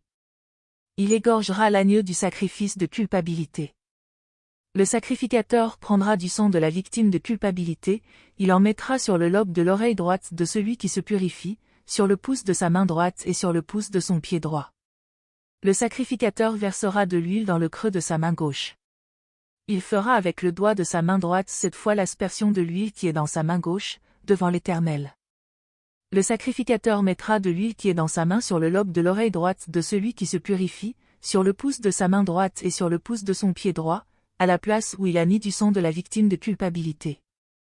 Le sacrificateur mettra ce qui lui reste d'huile dans la main sur la tête de celui qui se purifie, afin de faire pour lui l'expiation devant l'Éternel. Puis il offrira l'une des tourterelles ou l'un des jeunes pigeons pris sur les ressources dont il dispose, ce qu'il aura pu se procurer, l'un en sacrifice pour le péché, l'autre en holocauste, avec l'offrande, et le sacrificateur fera pour celui qui se purifie l'expiation devant l'Éternel. Telle est la loi pour la purification de celui qui a une plaie de lèpre, et dont les ressources sont insuffisantes. L'Éternel parla à Moïse et à Aaron et dit, lorsque vous serez arrivés au pays de Canaan, dont je vous donne la possession, si je mets une plaie de lèpre sur une maison du pays que vous posséderez, celui à qui appartiendra la maison ira le déclarer au sacrificateur en disant, j'aperçois comme une plaie dans ma maison. Le sacrificateur donnera des ordres, on videra la maison avant que le sacrificateur entre pour examiner la plaie, ainsi tout ce qui est dans la maison ne deviendra pas impur. Après cela, le sacrificateur entrera pour examiner la maison. Il examinera la plaie. S'il voit que la plaie offre sur les murs de la maison des cavités verdâtres ou rougeâtres, paraissant plus enfoncées que le mur, le sacrificateur sortira de la maison. Quand il sera à la porte de la maison, il fera fermer la maison pour 7 jours. Le sacrificateur y retournera le 7e jour. S'il voit que la plaie s'est étendue sur les murs de la maison, le sacrificateur ordonnera qu'on ôte les pierres où se trouve la plaie, et qu'on les jette hors de la ville, dans un lieu impur. Il fera racler tout l'intérieur de la maison, et l'on répandra hors de la ville, dans un lieu impur, la poussière qu'on aura raclée. On prendra d'autres pierres, que l'on mettra à la place des premières pierres, et l'on prendra d'autres mortiers, pour recrépir la maison. Si la plaie revient et fait éruption dans la maison, après qu'on a ôté les pierres, raclé et recrépi la maison, le sacrificateur y retournera. S'il voit que la plaie s'est étendue dans la maison, c'est une lèpre pernicieuse dans la maison, celle-ci est impure. On abattra la maison, ses pierres, sa charpente, et tout le mortier de la maison, on les emportera hors de la ville, dans un lieu impur. Celui qui entrera dans la maison pendant tout le temps qu'elle est fermée sera impur jusqu'au soir. Celui qui couchera dans la maison nettoiera ses vêtements. Celui qui mangera dans la maison nettoiera ses vêtements. Si le sacrificateur, qui est retourné dans la maison, voit que la plaie ne s'est pas étendue, après que la maison a été recrépie, le sacrificateur déclarera la maison pure, car la plaie est guérie. Il prendra, pour ôter le péché de la maison, 2 oiseaux, du bois de cèdre, du cramoisi et de l'hysope. Il égorgera l'un des oiseaux sur un récipient de terre, sur de l'eau courante. Il prendra le bois de cèdre, l'hysope, le cramoisi et l'oiseau vivant, il les trempera dans le sang de l'oiseau égorgé et dans l'eau courante, et il en fera 7 fois l'aspersion sur la maison. Il ôtera le péché de la maison avec le sang de l'oiseau, avec de l'eau courante, avec l'oiseau vivant, avec le bois de cèdre, l'hysope et le cramoisi. Il lâchera l'oiseau vivant hors de la ville, dans la campagne. C'est ainsi qu'il fera pour la maison l'expiation, et elle sera pure. Telle est la loi relative à toute plaie de lèpre et à la teigne, à la lèpre des vêtements et des maisons, aux tumeurs, aux dartres et aux taches, elle enseigne quand il y a impureté et quand il y a pureté. Telle est la loi sur la lèpre. L'Éternel parla à Moïse et à Aaron et dit, parlez aux Israélites et dites-leur, tout homme qui a une gonorrhée est par là même impur. C'est à cause de sa gonorrhée qu'il est impur, que sa chair laisse couler son flux, ou qu'elle le retienne, il est impur. Tout lit sur lequel celui qui a le flux couchera sera impur, et tout objet sur lequel il s'assiera sera impur. Celui qui touchera son lit nettoiera ses vêtements, se lavera dans l'eau et sera impur jusqu'au soir. Quiconque s'assiera sur l'objet sur lequel celui qui a le flux s'est assis, nettoiera ses vêtements, se lavera dans l'eau et sera impur jusqu'au soir. Quiconque touchera le corps de celui qui a le flux nettoiera ses vêtements, se lavera dans l'eau et sera impur jusqu'au soir. Si celui qui a le flux crache sur un homme pur, cet homme nettoiera ses vêtements, se lavera dans l'eau et sera impur jusqu'au soir. Toute selle sur laquelle sera monté celui qui a le flux sera impur. Quiconque touchera un objet quelconque qui a été sous lui sera impur jusqu'au soir, et celui qui portera de tels objets nettoiera ses vêtements, se lavera dans l'eau et sera impur jusqu'au soir. Quiconque sera touché par celui qui a le flux, et qui ne se sera pas rincé les mains dans l'eau, nettoiera ses vêtements, se lavera dans l'eau et sera impur jusqu'au soir. Le récipient de terre que celui qui a le flux aura touché sera brisé, et tout récipient de bois sera rincé dans l'eau. Lorsque celui qui a la gonorrhée sera purifié de son flux, il comptera 7 jours pour sa purification, il nettoiera ses vêtements, il lavera son corps dans l'eau courante et il sera pur.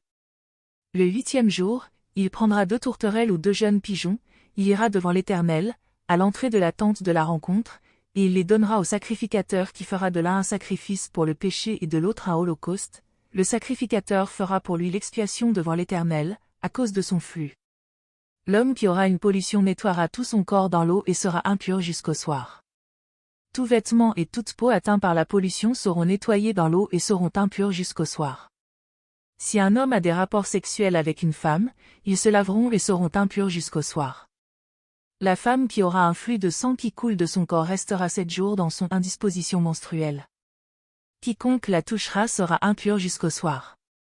Tout lit sur lequel elle couchera pendant son indisposition sera impur, et tout objet sur lequel elle s'assiera sera impur.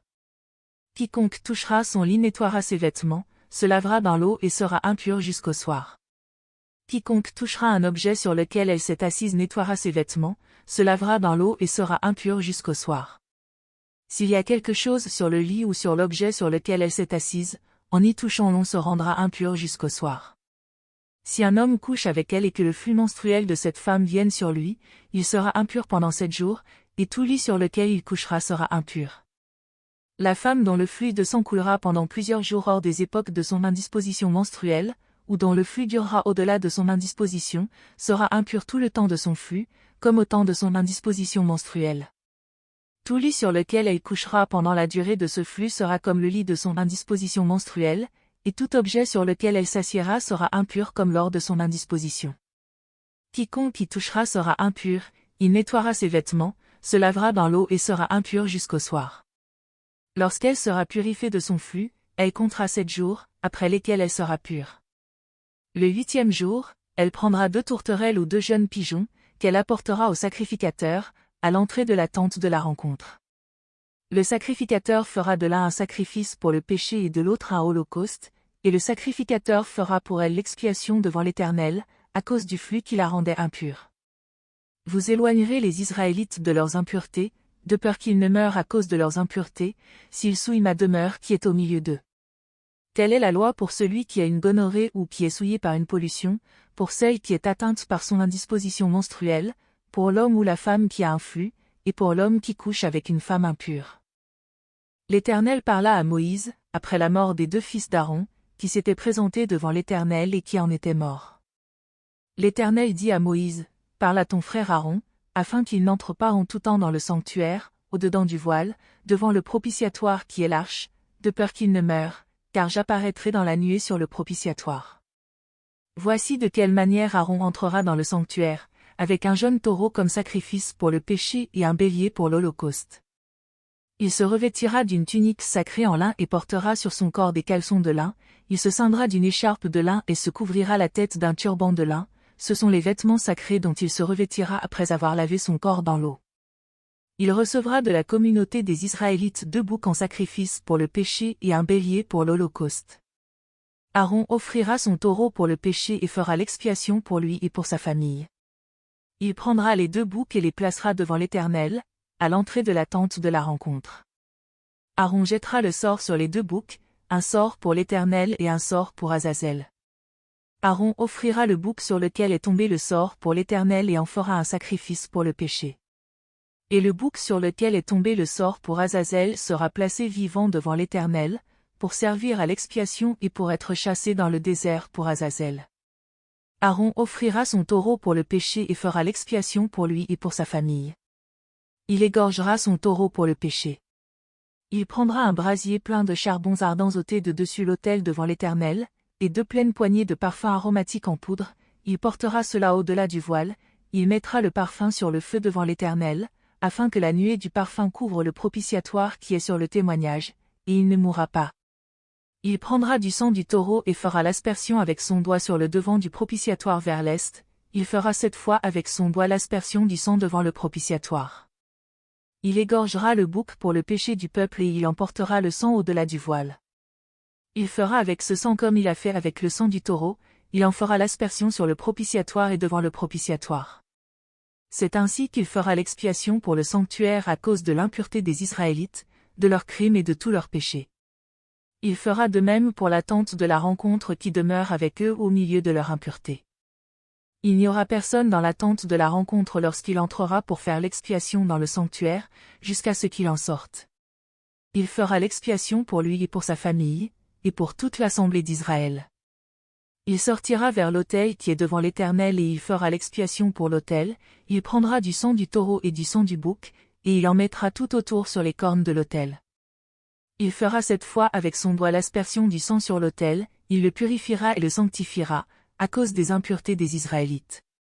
Il achèvera de faire l'expiation pour le sanctuaire, pour la tente de la rencontre et pour l'autel, puis il fera approcher le bouc vivant. Aaron posera ses 2 mains sur la tête du bouc vivant et confessera sur lui toutes les fautes des Israélites et tous leurs crimes avec tous leurs péchés, il les mettra sur la tête du bouc, puis il le chassera dans le désert, par l'intermédiaire d'un homme disponible. Le bouc emportera sur lui toutes leurs fautes dans une terre désolée, on chassera le bouc dans le désert. Aaron entrera dans la tente de la rencontre, il quittera les vêtements de lin qu'il avait mis en entrant dans le sanctuaire et il les déposera là. Il lavera son corps avec de l'eau dans un lieu saint et remettra ses vêtements. Puis il sortira, offrira son holocauste et l'holocauste du peuple, il fera l'expiation pour lui et pour le peuple. Il brûlera sur l'autel la graisse de la victime pour le péché. Celui qui aura chassé le bouc pour Azazel nettoiera ses vêtements et lavera son corps dans l'eau, après cela, il rentrera dans le camp. On emportera hors du camp le taureau offert pour le péché et le bouc offert pour le péché dont on a porté le sang dans le sanctuaire pour faire l'expiation, et l'on consumera au feu leur peau, leur chair et leurs excréments. Celui qui les consumera nettoiera ses vêtements et lavera son corps dans l'eau, après cela, il rentrera dans le camp. C'est ici pour vous une prescription perpétuelle, au 7e mois, le 10 du mois, vous humilierez vos âmes, vous ne ferez aucun ouvrage, ni l'autochtone, ni l'immigrant qui réside au milieu de vous. Car en ce jour on fera l'expiation pour vous, afin de vous purifier, vous serez purifiés de tous vos péchés devant l'Éternel. Ce sera pour vous un sabbat, un jour férié, et vous humilierez vos âmes. C'est une prescription perpétuelle. L'expiation sera faite par le sacrificateur qui a reçu l'onction et qui a été investi pour succéder à son père dans le sacerdoce. Il mettra des vêtements de lin, des vêtements sacrés, il fera l'expiation pour le sanctuaire de sainteté, il fera l'expiation pour la tente de la rencontre et pour l'autel, et il fera l'expiation pour les sacrificateurs et pour tout le peuple de l'assemblée. Ce sera pour vous une prescription perpétuelle, afin qu'une fois chaque année l'expiation de tous les péchés se fasse pour les Israélites. On fit ce que l'Éternel avait ordonné à Moïse. L'Éternel parla à Moïse et dit, parle à Aaron, à ses fils et à tous les Israélites. Tu leur diras, voici ce que l'Éternel a ordonné.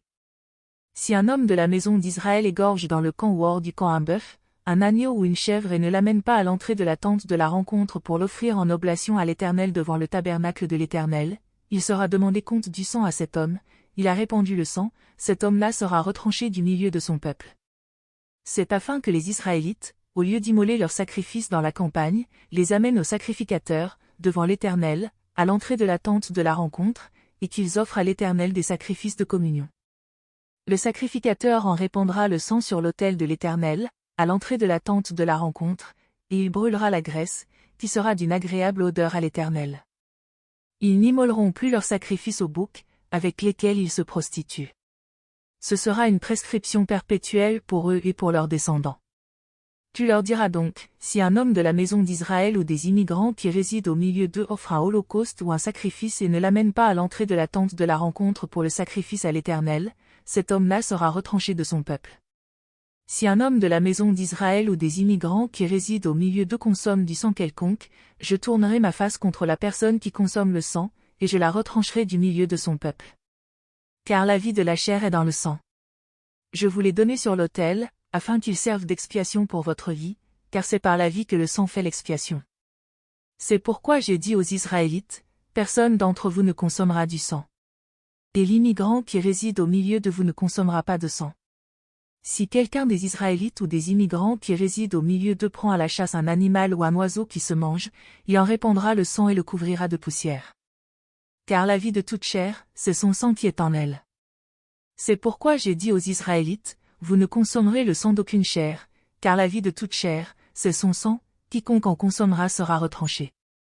Toute personne, parmi les autochtones ou les immigrants qui mangera d'une bête morte ou déchirée, nettoiera ses vêtements, se lavera dans l'eau et sera impure jusqu'au soir, puis elle sera pure. Si elle ne nettoie pas ses vêtements et ne lave pas son corps, elle portera le poids de sa faute. L'Éternel parla à Moïse et dit, parle aux Israélites. Tu leur diras, je suis l'Éternel, votre Dieu. Vous ne ferez pas ce qui se fait dans le pays d'Égypte où vous avez habité, et vous ne ferez pas ce qui se fait dans le pays de Canaan où je vous mène, vous ne suivrez pas leurs principes. Vous pratiquerez mes ordonnances et vous garderez mes principes, vous les suivrez. Je suis l'Éternel, votre Dieu. Vous garderez mes principes et mes ordonnances, l'homme qui les pratiquera vivra par eux. Je suis l'Éternel. Nul de vous ne s'approchera de sa parente, pour découvrir sa nudité. Je suis l'Éternel. Tu ne découvriras pas la nudité de ton père, ni la nudité de ta mère. C'est ta mère, tu ne découvriras pas sa nudité. Tu ne découvriras pas la nudité de la femme de ton père. C'est la nudité de ton père. Tu ne découvriras pas la nudité de ta sœur, fille de ton père ou fille de ta mère, née dans la maison ou née hors de la maison. Tu ne découvriras pas la nudité de la fille de ton fils ou de la fille de ta fille. Car c'est ta nudité. Tu ne découvriras pas la nudité de la fille de la femme de ton père, née de ton père. C'est ta sœur. Tu ne découvriras pas la nudité de la sœur de ton père. C'est la proche parente de ton père. Tu ne découvriras pas la nudité de la sœur de ta mère. C'est la proche parente de ta mère. Tu ne découvriras pas la nudité du frère de ton père. Tu ne t'approcheras pas de sa femme. C'est ta tante. Tu ne découvriras pas la nudité de ta belle-fille. C'est la femme de ton fils, tu ne découvriras pas sa nudité.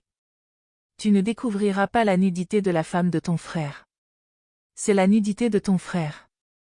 Tu ne découvriras pas la nudité d'une femme et de sa fille.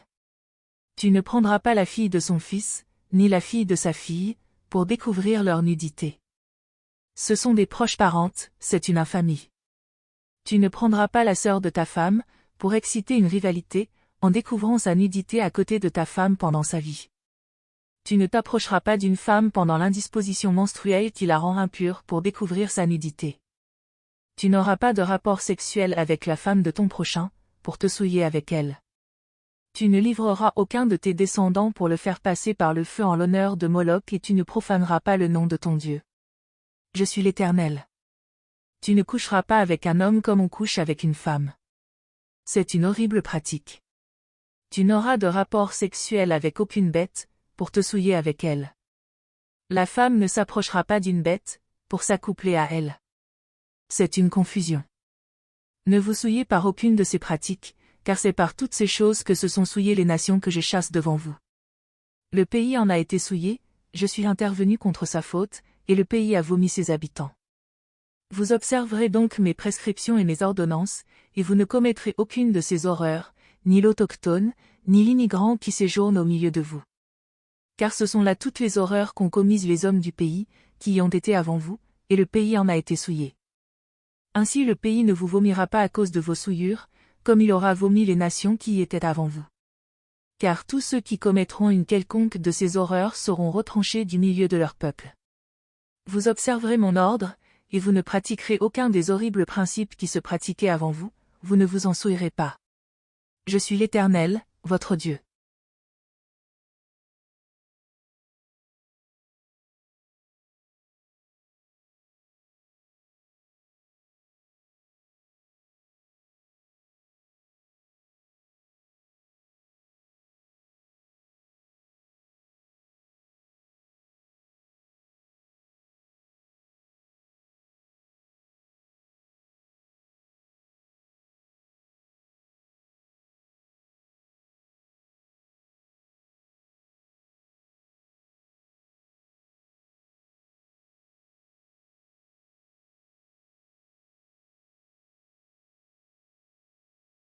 L'Éternel parla à Moïse et dit, parle à toute la communauté des Israélites.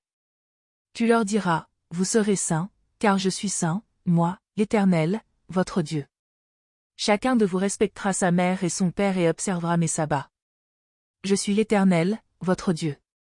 Vous ne vous tournerez pas vers les idoles et vous ne vous ferez pas des dieux de métal fondu. Je suis l'Éternel, votre Dieu. Quand vous offrirez à l'Éternel un sacrifice de communion, vous l'offrirez en sorte qu'il soit agréé. La victime sera mangée le jour où vous la sacrifierez ou le lendemain, ce qui restera jusqu'au 3e jour sera consumé au feu. Si l'on en mange le 3e jour, ce sera une chose impropre qui ne sera pas agréée. Celui qui en mangera portera le poids de sa faute, car il profane ce qui est consacré à l'Éternel, cette personne-là sera retranchée de son peuple.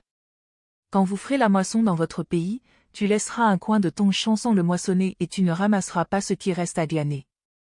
Tu ne cueilleras pas non plus les grappes restées dans ta vigne, et tu ne ramasseras pas les grains qui en seront tombés. Tu abandonneras cela aux malheureux et à l'immigrant. Je suis l'Éternel, votre Dieu. Vous ne commettrez pas de vol, et vous n'userez ni de tromperie ni de fausseté chacun envers son compatriote. Vous ne jurerez pas faussement par mon nom, car tu profanerais le nom de ton Dieu. Je suis l'Éternel.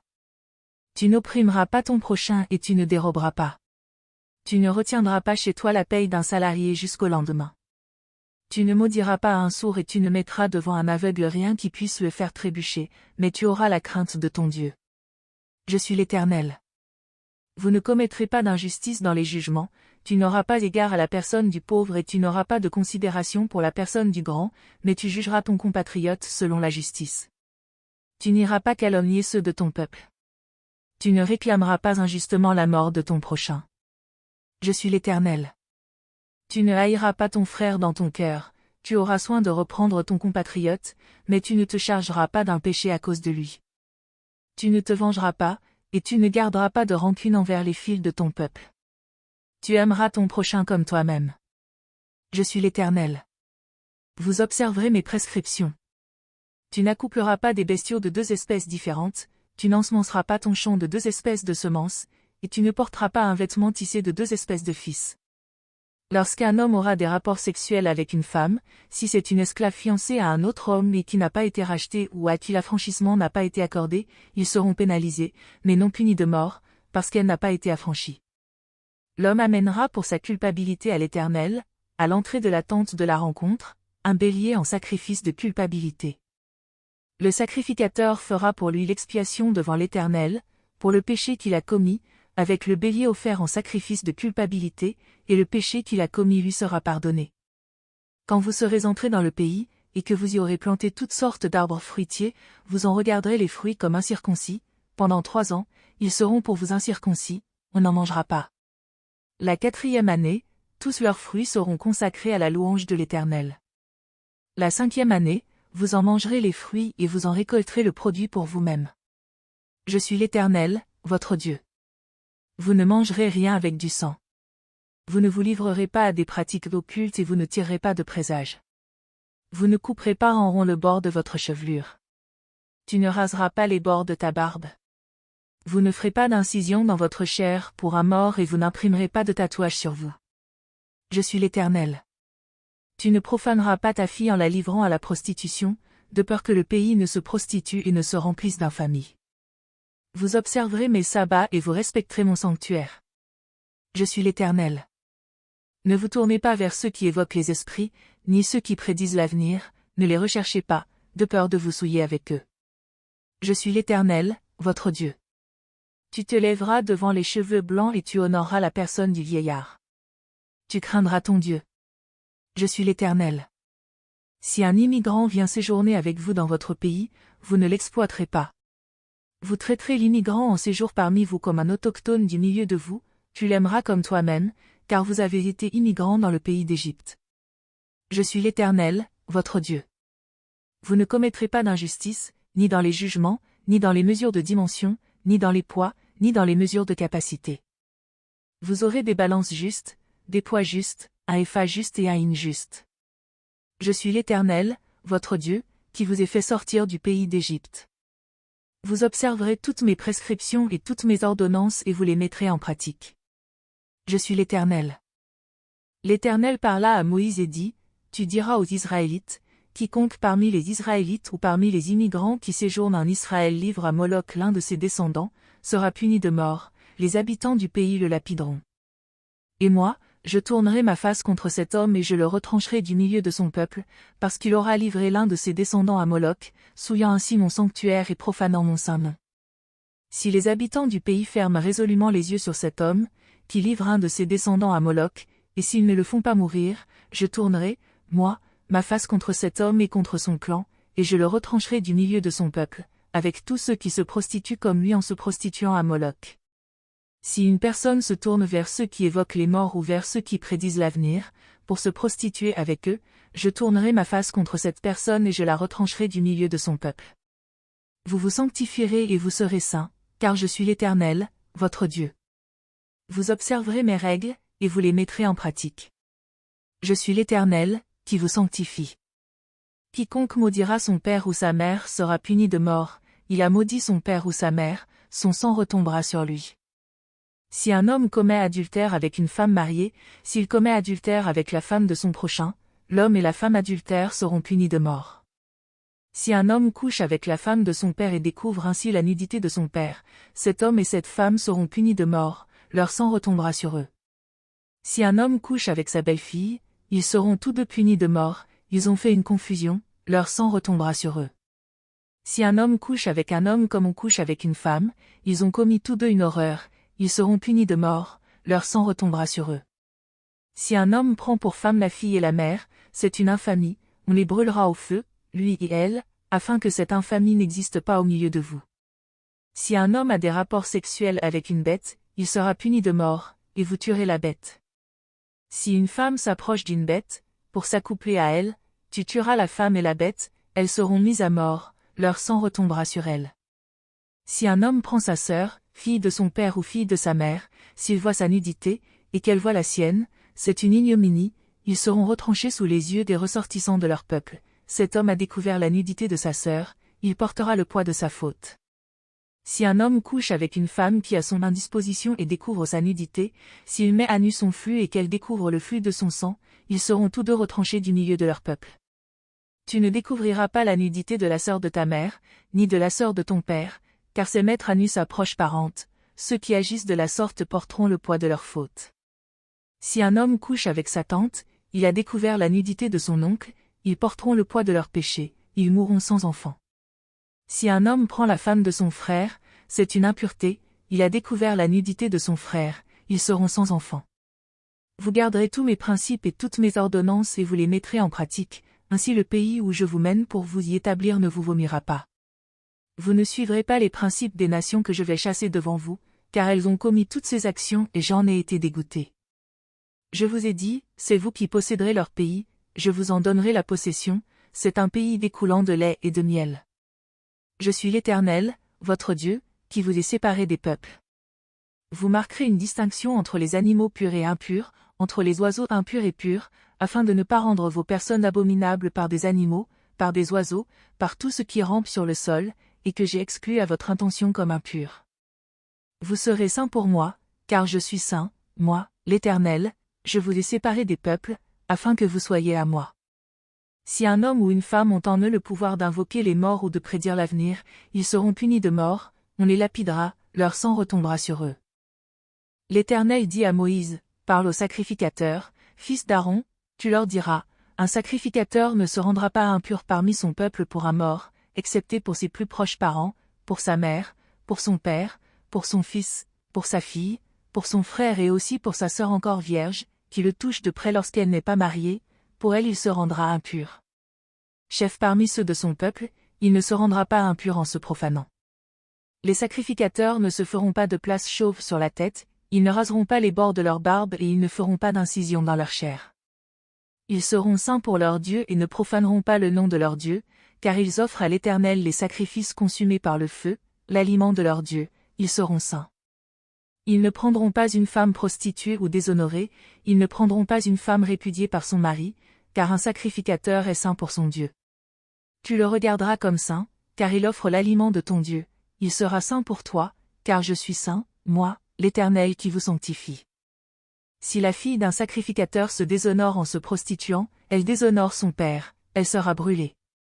Le sacrificateur qui a la supériorité sur ses frères, sur la tête duquel a été répandue l'huile d'onction et qui a été investi et revêtu des vêtements sacrés ne se décoiffera pas la tête et ne déchirera pas ses vêtements. Il n'ira vers aucun mort, il ne se rendra pas impur, ni pour son père, ni pour sa mère. Il ne sortira pas du sanctuaire, et ne profanera pas le sanctuaire de son Dieu, car il a été consacré par l'huile d'onction de son Dieu. Je suis l'Éternel. Il prendra pour femme une vierge. Il ne prendra ni une veuve, ni une femme répudiée, prostituée ou déshonorée, mais il prendra pour femme une vierge de son peuple. Il ne déshonorera pas sa descendance parmi ceux de son peuple, car je suis l'Éternel qui le sanctifie.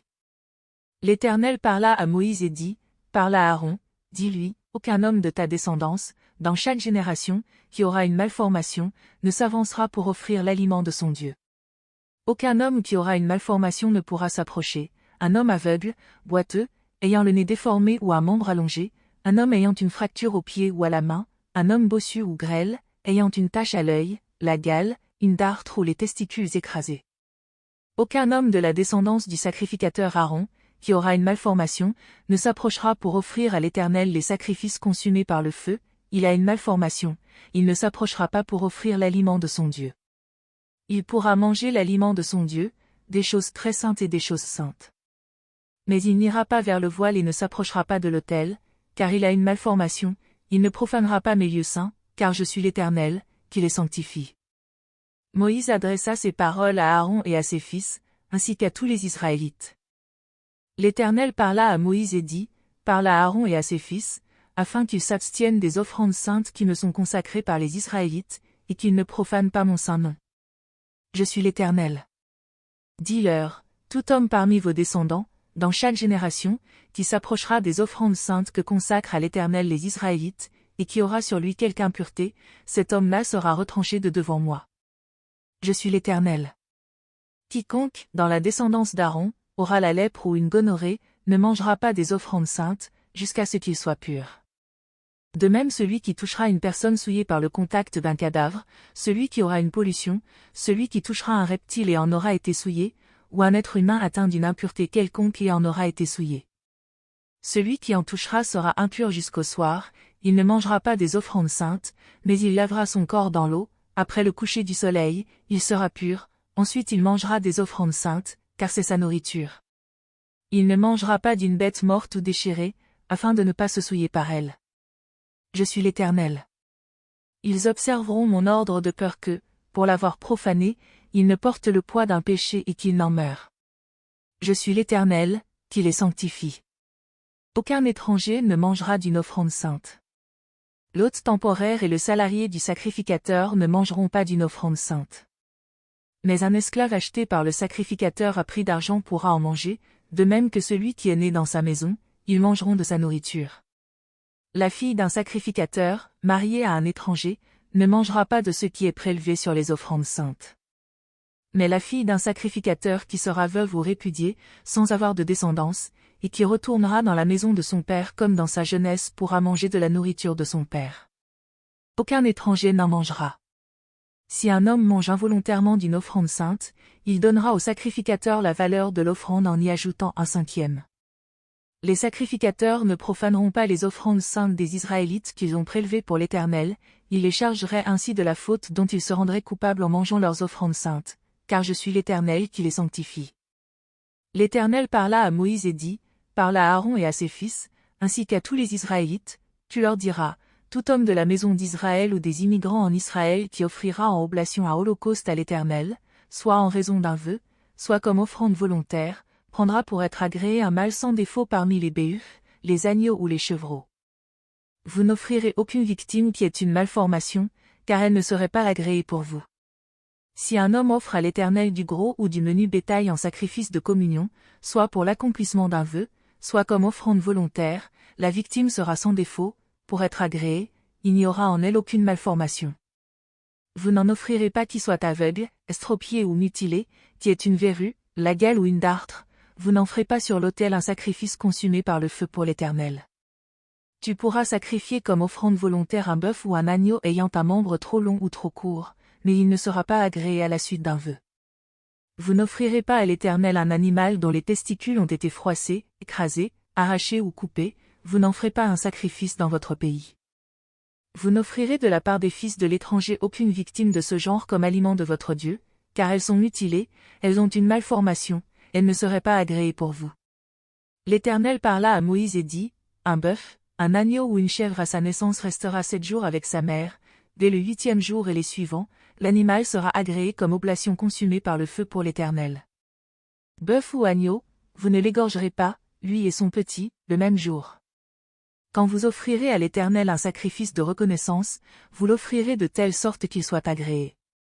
Il sera mangé le jour même, vous n'en laisserez rien jusqu'au matin. Je suis l'Éternel. Vous observerez mes commandements et vous les mettrez en pratique. Je suis l'Éternel. Vous ne profanerez pas mon saint nom, afin que je sois sanctifié au milieu des Israélites.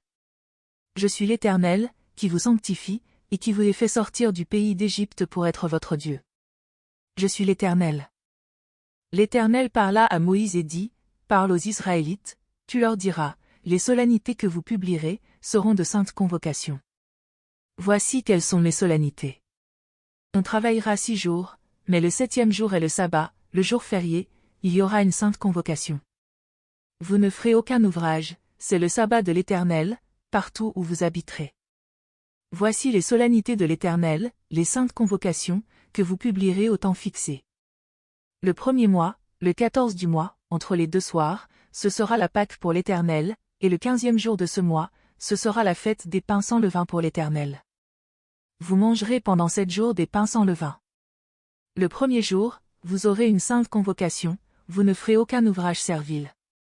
Vous offrirez à l'Éternel, pendant 7 jours, des sacrifices consumés par le feu. Le 7e jour, il y aura une sainte convocation, vous ne ferez aucun ouvrage servile. L'Éternel parla à Moïse et dit, parle aux Israélites, tu leur diras, quand vous serez entrés dans le pays que je vous donne, et que vous y ferez la moisson, vous apporterez au sacrificateur une gerbe, prémisse de votre moisson. Il fera devant l'Éternel le geste de dédier la gerbe, afin qu'elle soit agréée pour vous, le sacrificateur fera le geste de la dédier le lendemain du sabbat. Le jour où vous ferez le geste de dédier la gerbe, vous offrirez en holocauste à l'Éternel un agneau d'un an sans défaut, ainsi que l'offrande correspondante de 2 dizaines de fleurs de farine pétrie à l'huile, comme offrande consumée par le feu, d'une agréable odeur à l'Éternel, et la libation d'un quart de hin de vin. Vous ne mangerez ni pain, ni épis rôtis, ni blé nouveau jusqu'au jour précis où vous apporterez l'oblation à votre Dieu. C'est une prescription perpétuelle pour vos descendants, partout où vous habiterez. Depuis le lendemain du sabbat, du jour où vous apporterez la gerbe qu'on dédiera, vous compterez cette semaine entière. Vous compterez 50 jours jusqu'au lendemain du 7e sabbat, et vous ferez à l'Éternel une offrande nouvelle. Vous apporterez de vos demeures 2 pains pour les dédier, ils seront faits avec 2 dixièmes de fleurs de farine et cuits avec du levain, ce sont les prémices pour l'Éternel. En plus de ces pains, vous offrirez en holocauste à l'Éternel 7 agneaux d'un an sans défaut, un jeune taureau et 2 béliers ainsi que l'offrande et la libation correspondante comme offrande consumée par le feu, d'une agréable odeur à l'Éternel. Vous offrirez un bouc en sacrifice pour le péché, et 2 agneaux d'un an en sacrifice de communion. Le sacrificateur fera devant l'Éternel le geste de les dédier, en plus du pain des prémices qu'on dédie et en plus des 2 agneaux, ils seront consacrés à l'Éternel, et appartiendront au sacrificateur. Ce jour-là, vous publierez une sainte convocation, vous ne ferez aucun ouvrage servile. C'est une prescription perpétuelle pour vos descendants, partout où vous habiterez. Quand vous ferez la moisson de votre terre, tu laisseras un coin de ton champ sans le moissonner, et tu ne ramasseras pas ce qui reste à glaner. Tu abandonneras cela aux malheureux et à l'immigrant. Je suis l'Éternel, votre Dieu. L'Éternel parla à Moïse et dit, parle aux Israélites, dis-leur, le 7e mois, le 1er du mois, vous aurez un jour férié, rappelé par une clameur, c'est une sainte convocation. Vous ne ferez aucun ouvrage servile, et vous offrirez à l'Éternel des sacrifices consumés par le feu. L'Éternel parla à Moïse et dit, le 10 de ce 7e mois, ce sera le jour des expiations, vous aurez une sainte convocation, vous humilierez vos âmes et vous offrirez à l'Éternel des sacrifices consumés par le feu. Vous ne ferez aucun ouvrage ce jour-là, car c'est le jour des expiations, où doit être faite pour vous l'expiation devant l'Éternel, votre Dieu. Toute personne qui ne s'humiliera pas ce jour-là sera retranchée de son peuple. Toute personne qui fera ce jour-là un ouvrage quelconque, je la ferai périr du milieu de son peuple. Vous ne ferez aucun ouvrage. C'est une prescription perpétuelle pour chaque génération partout où vous habiterez. Ce sera pour vous un sabbat, un jour férié, et vous humilierez vos âmes, le 9 du mois au soir, vous célébrerez votre sabbat d'un soir à l'autre.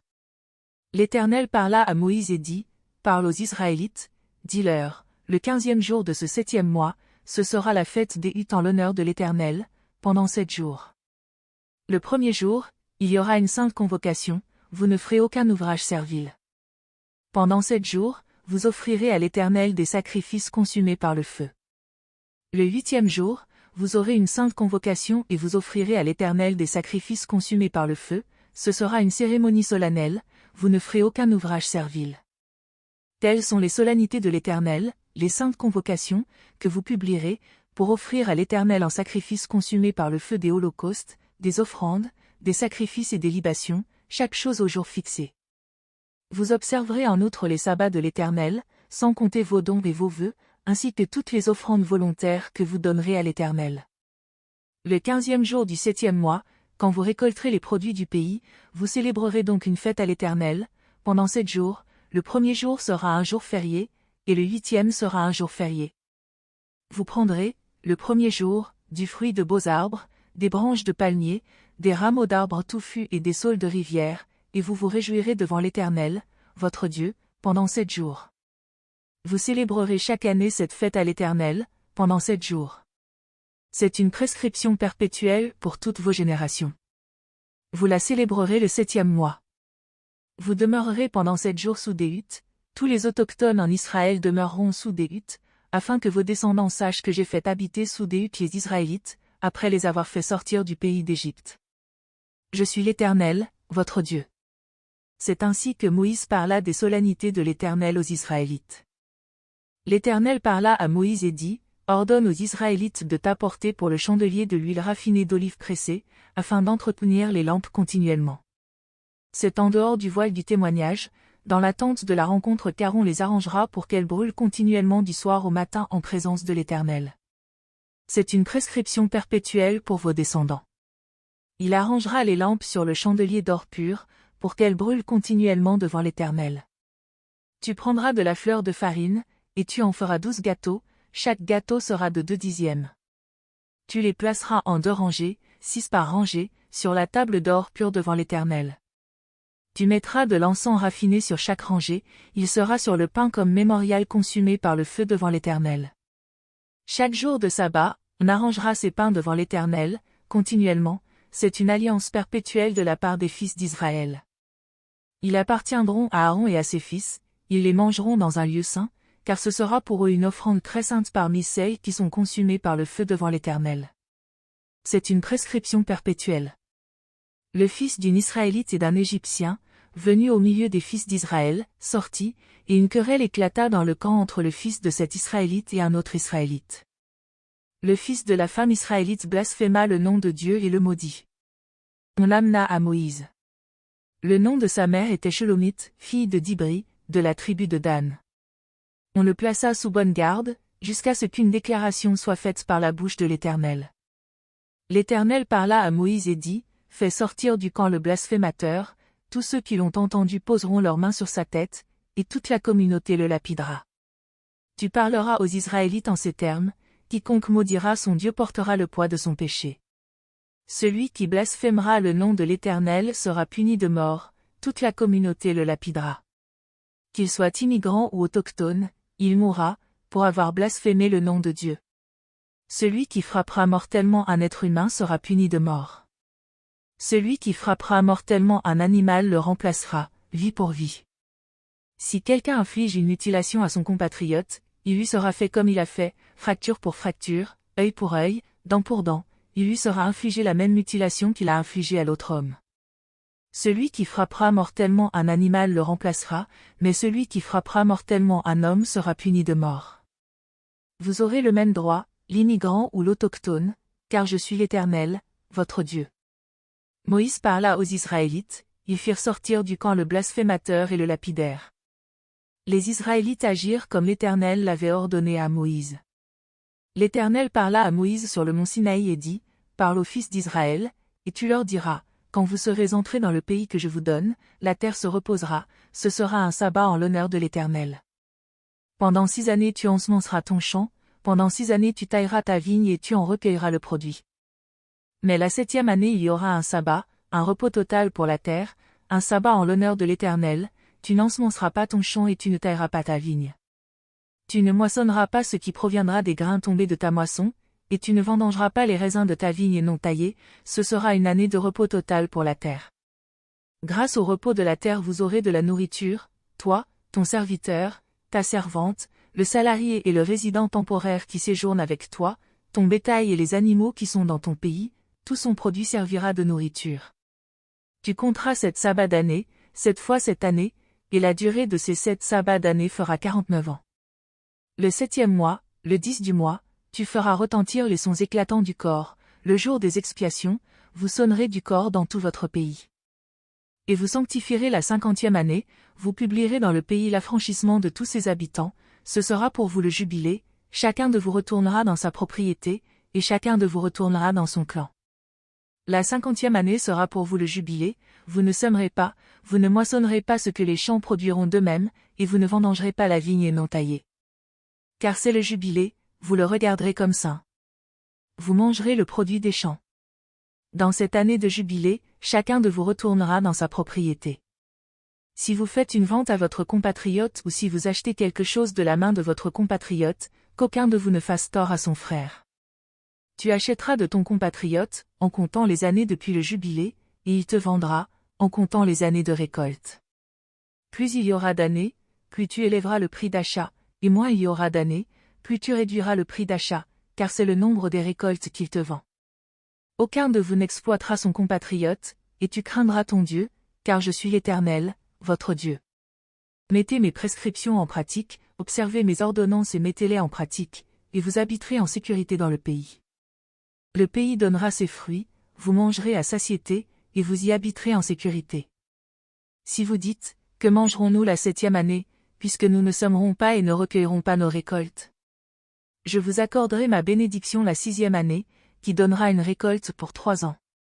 Vous sèmerez la 8e année, et vous mangerez de l'ancienne récolte jusqu'à la 9e année, jusqu'à ce que sa récolte soit venue, vous mangerez de l'ancienne.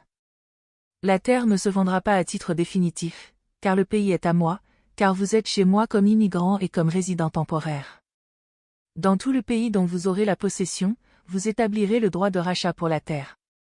Si ton frère devient pauvre et vend une portion de sa propriété, celui qui a le devoir de rachat, son plus proche parent, viendra et rachètera ce qu'a vendu son frère. Si un homme n'a personne qui ait le devoir de rachat, et qu'il se procure lui-même de quoi faire son rachat, il comptera les années depuis la vente, restituera le surplus à l'acquéreur et retournera dans sa propriété.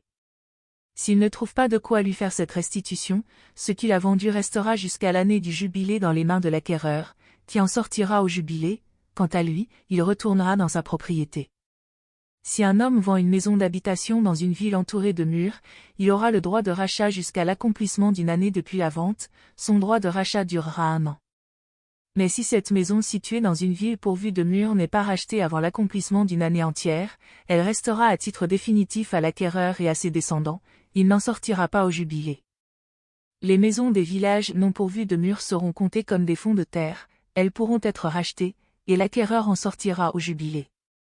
Quant aux villes des Lévites et aux maisons qui y posséderont, les Lévites auront droit perpétuel de rachat. Celui qui rachètera des Lévites une maison, sortira au jubilé de la maison vendue et de la ville où il la possédait, car les maisons des villes des Lévites sont leur propriété au milieu des Israélites. Les champs situés dans les abords de leur ville ne pourront pas se vendre, car ils en ont la propriété perpétuelle. Si ton frère devient pauvre près de toi et que les ressources lui manquent, tu le soutiendras, même s'il est immigrant ou résident temporaire, afin qu'il vive avec toi. Tu ne tireras de lui ni intérêt ni usure, tu craindras ton Dieu, et ton frère vivra avec toi. Tu ne lui prêteras pas ton argent à intérêt, et tu ne lui prêteras pas ta nourriture à usure. Je suis l'Éternel, ton Dieu, qui vous ai fait sortir du pays d'Égypte, pour vous donner le pays de Canaan, afin que je sois votre Dieu. Si ton frère devient pauvre près de toi, et qu'il se vende à toi, tu ne lui imposeras pas le travail d'un esclave. Il sera chez toi comme un salarié, comme un résident temporaire, il sera à ton service jusqu'à l'année du jubilé. Il sortira alors de chez toi, lui et ses fils avec lui, et il retournera dans son clan, dans la propriété de ses pères. Car ce sont mes serviteurs que j'ai fait sortir du pays d'Égypte, ils ne seront pas vendus comme on vend des esclaves. Tu ne domineras pas sur lui avec rigueur, mais tu craindras ton Dieu. C'est des nations qui vous entourent que tu prendras ton esclave et ta servante qui t'appartiendront, c'est d'elles que vous achèterez l'esclave et la servante. Vous pourrez aussi en acheter des fils des résidents temporaires qui séjourneront chez toi, et des clans qui dans votre pays seront issus d'eux, et ils seront votre propriété. Vous les laisserez en héritage à vos fils après vous, comme une propriété, vous les garderez comme esclaves à perpétuité. Mais à l'égard de vos frères, les Israélites, aucun de vous ne dominera avec rigueur sur son frère. Si un immigrant, ou un résident temporaire chez toi a des ressources et que ton frère devienne pauvre près de lui et se vende à l'immigrant, au résident temporaire chez toi ou à quelqu'un du clan de l'immigrant, il y aura pour lui le droit de rachat, après qu'il se sera vendu, un de ses frères pourra le racheter. Son oncle, ou le fils de son oncle, ou l'un de ses proches parents, pourra le racheter, ou bien, s'il s'en procure les ressources, il se rachètera lui-même. Il comptera avec son acquéreur depuis l'année où il s'est vendu jusqu'à l'année du jubilé, et le prix à payer dépendra du nombre d'années, elles seront évaluées comme celles d'un salarié. S'il y a encore beaucoup d'années, il remboursera pour son rachat une part proportionnelle de l'argent versé par l'acquéreur. S'il reste peu d'années jusqu'à l'année du jubilé, il en fera le compte et remboursera pour son rachat une part proportionnelle à ces années. Il sera comme un salarié à l'année chez son maître, lequel ne dominera pas sur lui avec rigueur sous tes yeux. S'il n'est racheté d'aucune de ces manières, il sortira l'année du jubilé, lui et ses fils avec lui. Car c'est de moi que les Israélites sont les serviteurs, ce sont mes serviteurs que j'ai fait sortir du pays d'Égypte. Je suis l'Éternel, votre Dieu. Vous ne vous ferez pas d'idole, vous ne vous élèverez ni statue, ni stèle, et vous ne placerez dans votre pays aucune figurine de pierre, pour vous prosterner devant elle, car je suis l'Éternel, votre Dieu. Vous observerez mes sabbats, et vous respecterez mon sanctuaire. Je suis l'Éternel. Si vous suivez mes prescriptions, si vous observez mes commandements et les mettez en pratique, je vous donnerai les pluies en leur saison, la terre donnera ses productions, et les arbres de la campagne donneront leurs fruits. Le vanage durera jusqu'à la vendange et la vendange durera jusqu'aux semailles, vous mangerez votre pain à satiété et vous habiterez en sécurité dans votre pays. Je mettrai la paix dans le pays, vous dormirez sans que personne ne vous trouble, je ferai disparaître du pays les bêtes féroces, et l'épée ne passera pas dans votre pays. Vous poursuivrez vos ennemis, et ils tomberont par l'épée devant vous. 5 d'entre vous en poursuivront 100, et 100 d'entre vous en poursuivront 10 000, et vos ennemis tomberont par l'épée devant vous. Je me tournerai vers vous, je vous rendrai fécond, je vous multiplierai, et je maintiendrai mon alliance avec vous. Vous mangerez des anciennes récoltes et vous devrez sortir les anciennes pour faire place aux nouvelles. J'établirai ma demeure au milieu de vous, et mon âme n'aura pas d'aversion pour vous. Je marcherai au milieu de vous, pour être votre Dieu, et pour que vous soyez mon peuple. Je suis l'Éternel, votre Dieu, qui vous ai fait sortir du pays d'Égypte pour que vous n'en soyez plus les esclaves, j'ai brisé les liens de votre joug, et je vous ai fait marcher la tête haute. Mais si vous ne m'écoutez pas et ne mettez pas en pratique tous ces commandements, si vous rejetez mes prescriptions, et si votre âme a de l'aversion pour mes ordonnances, en sorte que vous ne pratiquiez pas tous mes commandements et que vous rompiez mon alliance, voici alors ce que je vous ferai, j'interviendrai contre vous par le trouble, le dépérissement et la fièvre, qui vous consumeront les yeux et vous rongeront l'âme, vous sèmerez en vain vos semences, vos ennemis les dévoreront. Je tournerai ma face contre vous, et vous serez battus devant vos ennemis, ceux qui vous haïssent domineront sur vous, et vous fuirez sans que l'on vous poursuive. Si, malgré cela, vous ne m'écoutez pas, je vous châtierai 7 fois plus pour vos péchés. Je briserai l'orgueil de votre force, je rendrai votre ciel comme du fer, et votre terre comme du bronze. Votre force s'épuisera en vain, votre terre ne donnera pas ses productions, et les arbres de la terre ne donneront pas leurs fruits. Si vous me résistez et ne voulez pas m'écouter, je vous frapperai 7 fois plus selon vos péchés. J'enverrai contre vous les animaux des champs, qui vous priveront de vos enfants, qui détruiront votre bétail, et qui vous réduiront à un petit nombre, et vos chemins seront déserts. Si malgré cela vous ne vous laissez pas corriger par moi et si vous me résistez, je vous résisterai moi aussi et je vous frapperai 7 fois plus pour vos péchés. Je ferai venir contre vous l'épée vengeresse, qui vengera l'alliance, quand vous vous rassemblerez dans vos villes, j'enverrai la peste au milieu de vous, et vous serez livrés aux mains de l'ennemi. Lorsque je vous retirerai la miche de pain, 10 femmes cuiront votre pain dans un seul four et rapporteront votre pain au poids, vous mangerez, sans vous rassasier. Si, malgré cela, vous ne m'écoutez pas et si vous me résistez, je vous résisterai aussi avec ardeur et je vous châtierai 7 fois plus pour vos péchés. Vous mangerez la chair de vos fils et vous mangerez la chair de vos filles. Je détruirai vos hauts lieux, j'abattrai vos obélisques, je mettrai vos cadavres sur les cadavres de vos idoles, et mon âme aura pour vous de l'aversion. Je réduirai vos villes en désert, je ravagerai vos sanctuaires, et je ne respirerai plus l'odeur agréable de vos parfums. Je ravagerai moi-même le pays, et vos ennemis qui l'habiteront en seront stupéfaits. Je vous disperserai parmi les nations et je tirerai l'épée derrière vous. Votre pays sera désolé, et vos villes seront désertes. Alors le pays jouira de ses sabbats, Tout le temps qu'il sera désolé et que vous serez dans le pays de vos ennemis, alors le pays se reposera et jouira de ses sabbats. Tout le temps qu'il sera ravagé, il aura le repos qu'il n'avait pas eu dans vos sabbats, tandis que vous l'habitiez. Je rendrai pusillanime le cœur de ceux d'entre vous qui survivront dans les pays de leurs ennemis, le bruit d'une feuille agitée les poursuivra, ils fuiront comme on fait devant l'épée et tomberont sans qu'on les poursuive. Ils trébucheront les uns sur les autres comme devant l'épée, sans qu'on les poursuive. Vous ne tiendrez pas devant vos ennemis, vous périrez parmi les nations, et le pays de vos ennemis vous dévorera. Ceux d'entre vous qui survivront se consumeront à cause de leurs fautes, dans le pays de leurs ennemis, ils se consumeront aussi à cause des fautes de leurs pères. Ils confesseront leurs fautes et la faute de leurs pères, les infidélités qu'ils ont commises envers moi et la résistance qu'ils m'ont opposée, moi aussi je leur résisterai et les mènerai dans le pays de leurs ennemis. Alors leur cœur incirconcis s'humiliera, et ils paieront la dette de leurs fautes. Je me souviendrai de mon alliance avec Jacob, je me souviendrai de mon alliance avec Isaac et de mon alliance avec Abraham, et je me souviendrai du pays. Le pays sera abandonné par eux et jouira de ses sabbats pendant qu'il restera désolé loin d'eux, ils paieront la dette de leurs fautes puisqu'ils ont rejeté mes ordonnances et que leur âme a eu de l'aversion pour mes prescriptions. Mais, lorsqu'ils seront dans le pays de leurs ennemis, je ne les rejetterai pourtant pas, et je n'aurai pas d'aversion pour eux jusqu'à les exterminer, jusqu'à rompre mon alliance avec eux, car je suis l'Éternel, leur Dieu. Je me souviendrai en leur faveur de l'alliance initiale, par laquelle je les ai fait sortir du pays d'Égypte, aux yeux des nations, pour être leur Dieu. Je suis l'Éternel. Telles sont les prescriptions, les ordonnances et les lois, que l'Éternel établit entre lui et les Israélites, sur le mont Sinaï par l'intermédiaire de Moïse. L'Éternel parla à Moïse et dit, parle aux Israélites, tu leur diras, si quelqu'un fait un vœu à l'Éternel, les personnes seront à l'Éternel, d'après ton estimation. Si tu as à faire l'estimation d'un homme de 20 à 60 ans, ton estimation sera de 50 cycles d'argent, selon le cycle du sanctuaire, si c'est une femme, ton estimation sera de 30 cycles. De 5 à 20 ans, ton estimation sera de 20 cycles pour un garçon, et de 10 cycles pour une fille.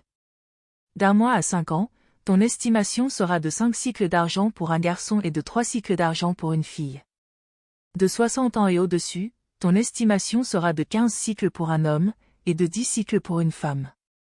Si celui qui a fait le vœu est trop pauvre pour payer ton estimation, on le présentera au sacrificateur, et le sacrificateur l'estimera.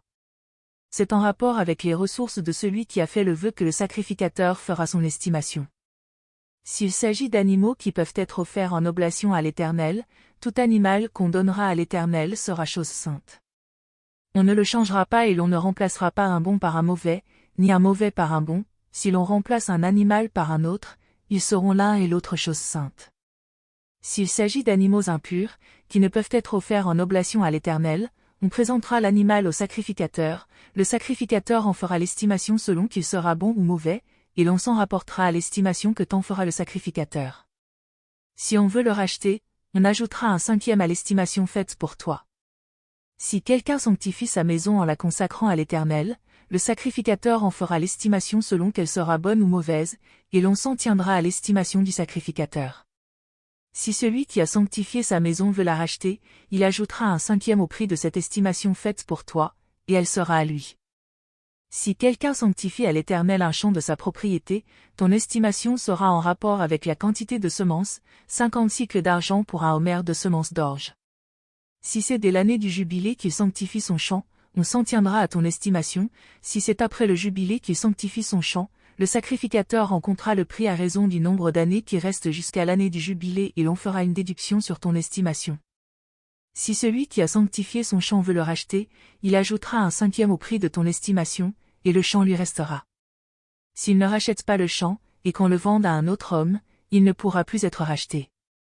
Et quand l'acquéreur en sortira au jubilé, ce champ sera consacré à l'Éternel, comme un champ qui a été voué à l'interdit, il deviendra la propriété du sacrificateur.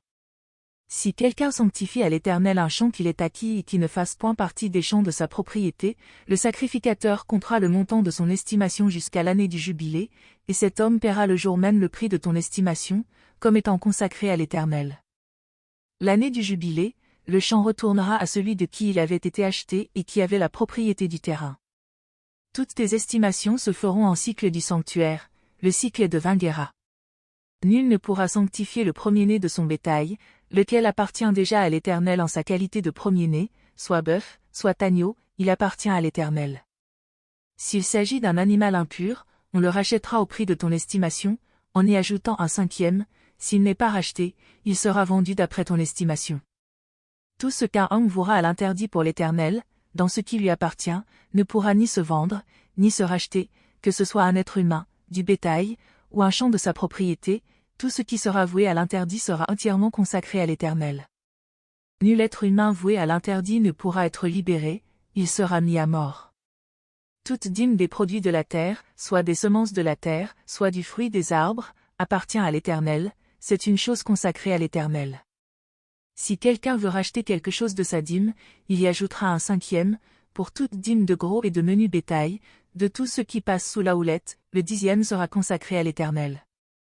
On n'examinera pas si l'animal est bon ou mauvais, on ne le remplacera pas, si l'on remplace un animal par un autre, ils seront l'un et l'autre chose sainte et ne pourront être rachetés. Tels sont les commandements que l'Éternel donna à Moïse pour les Israélites, sur le mont Sinaï.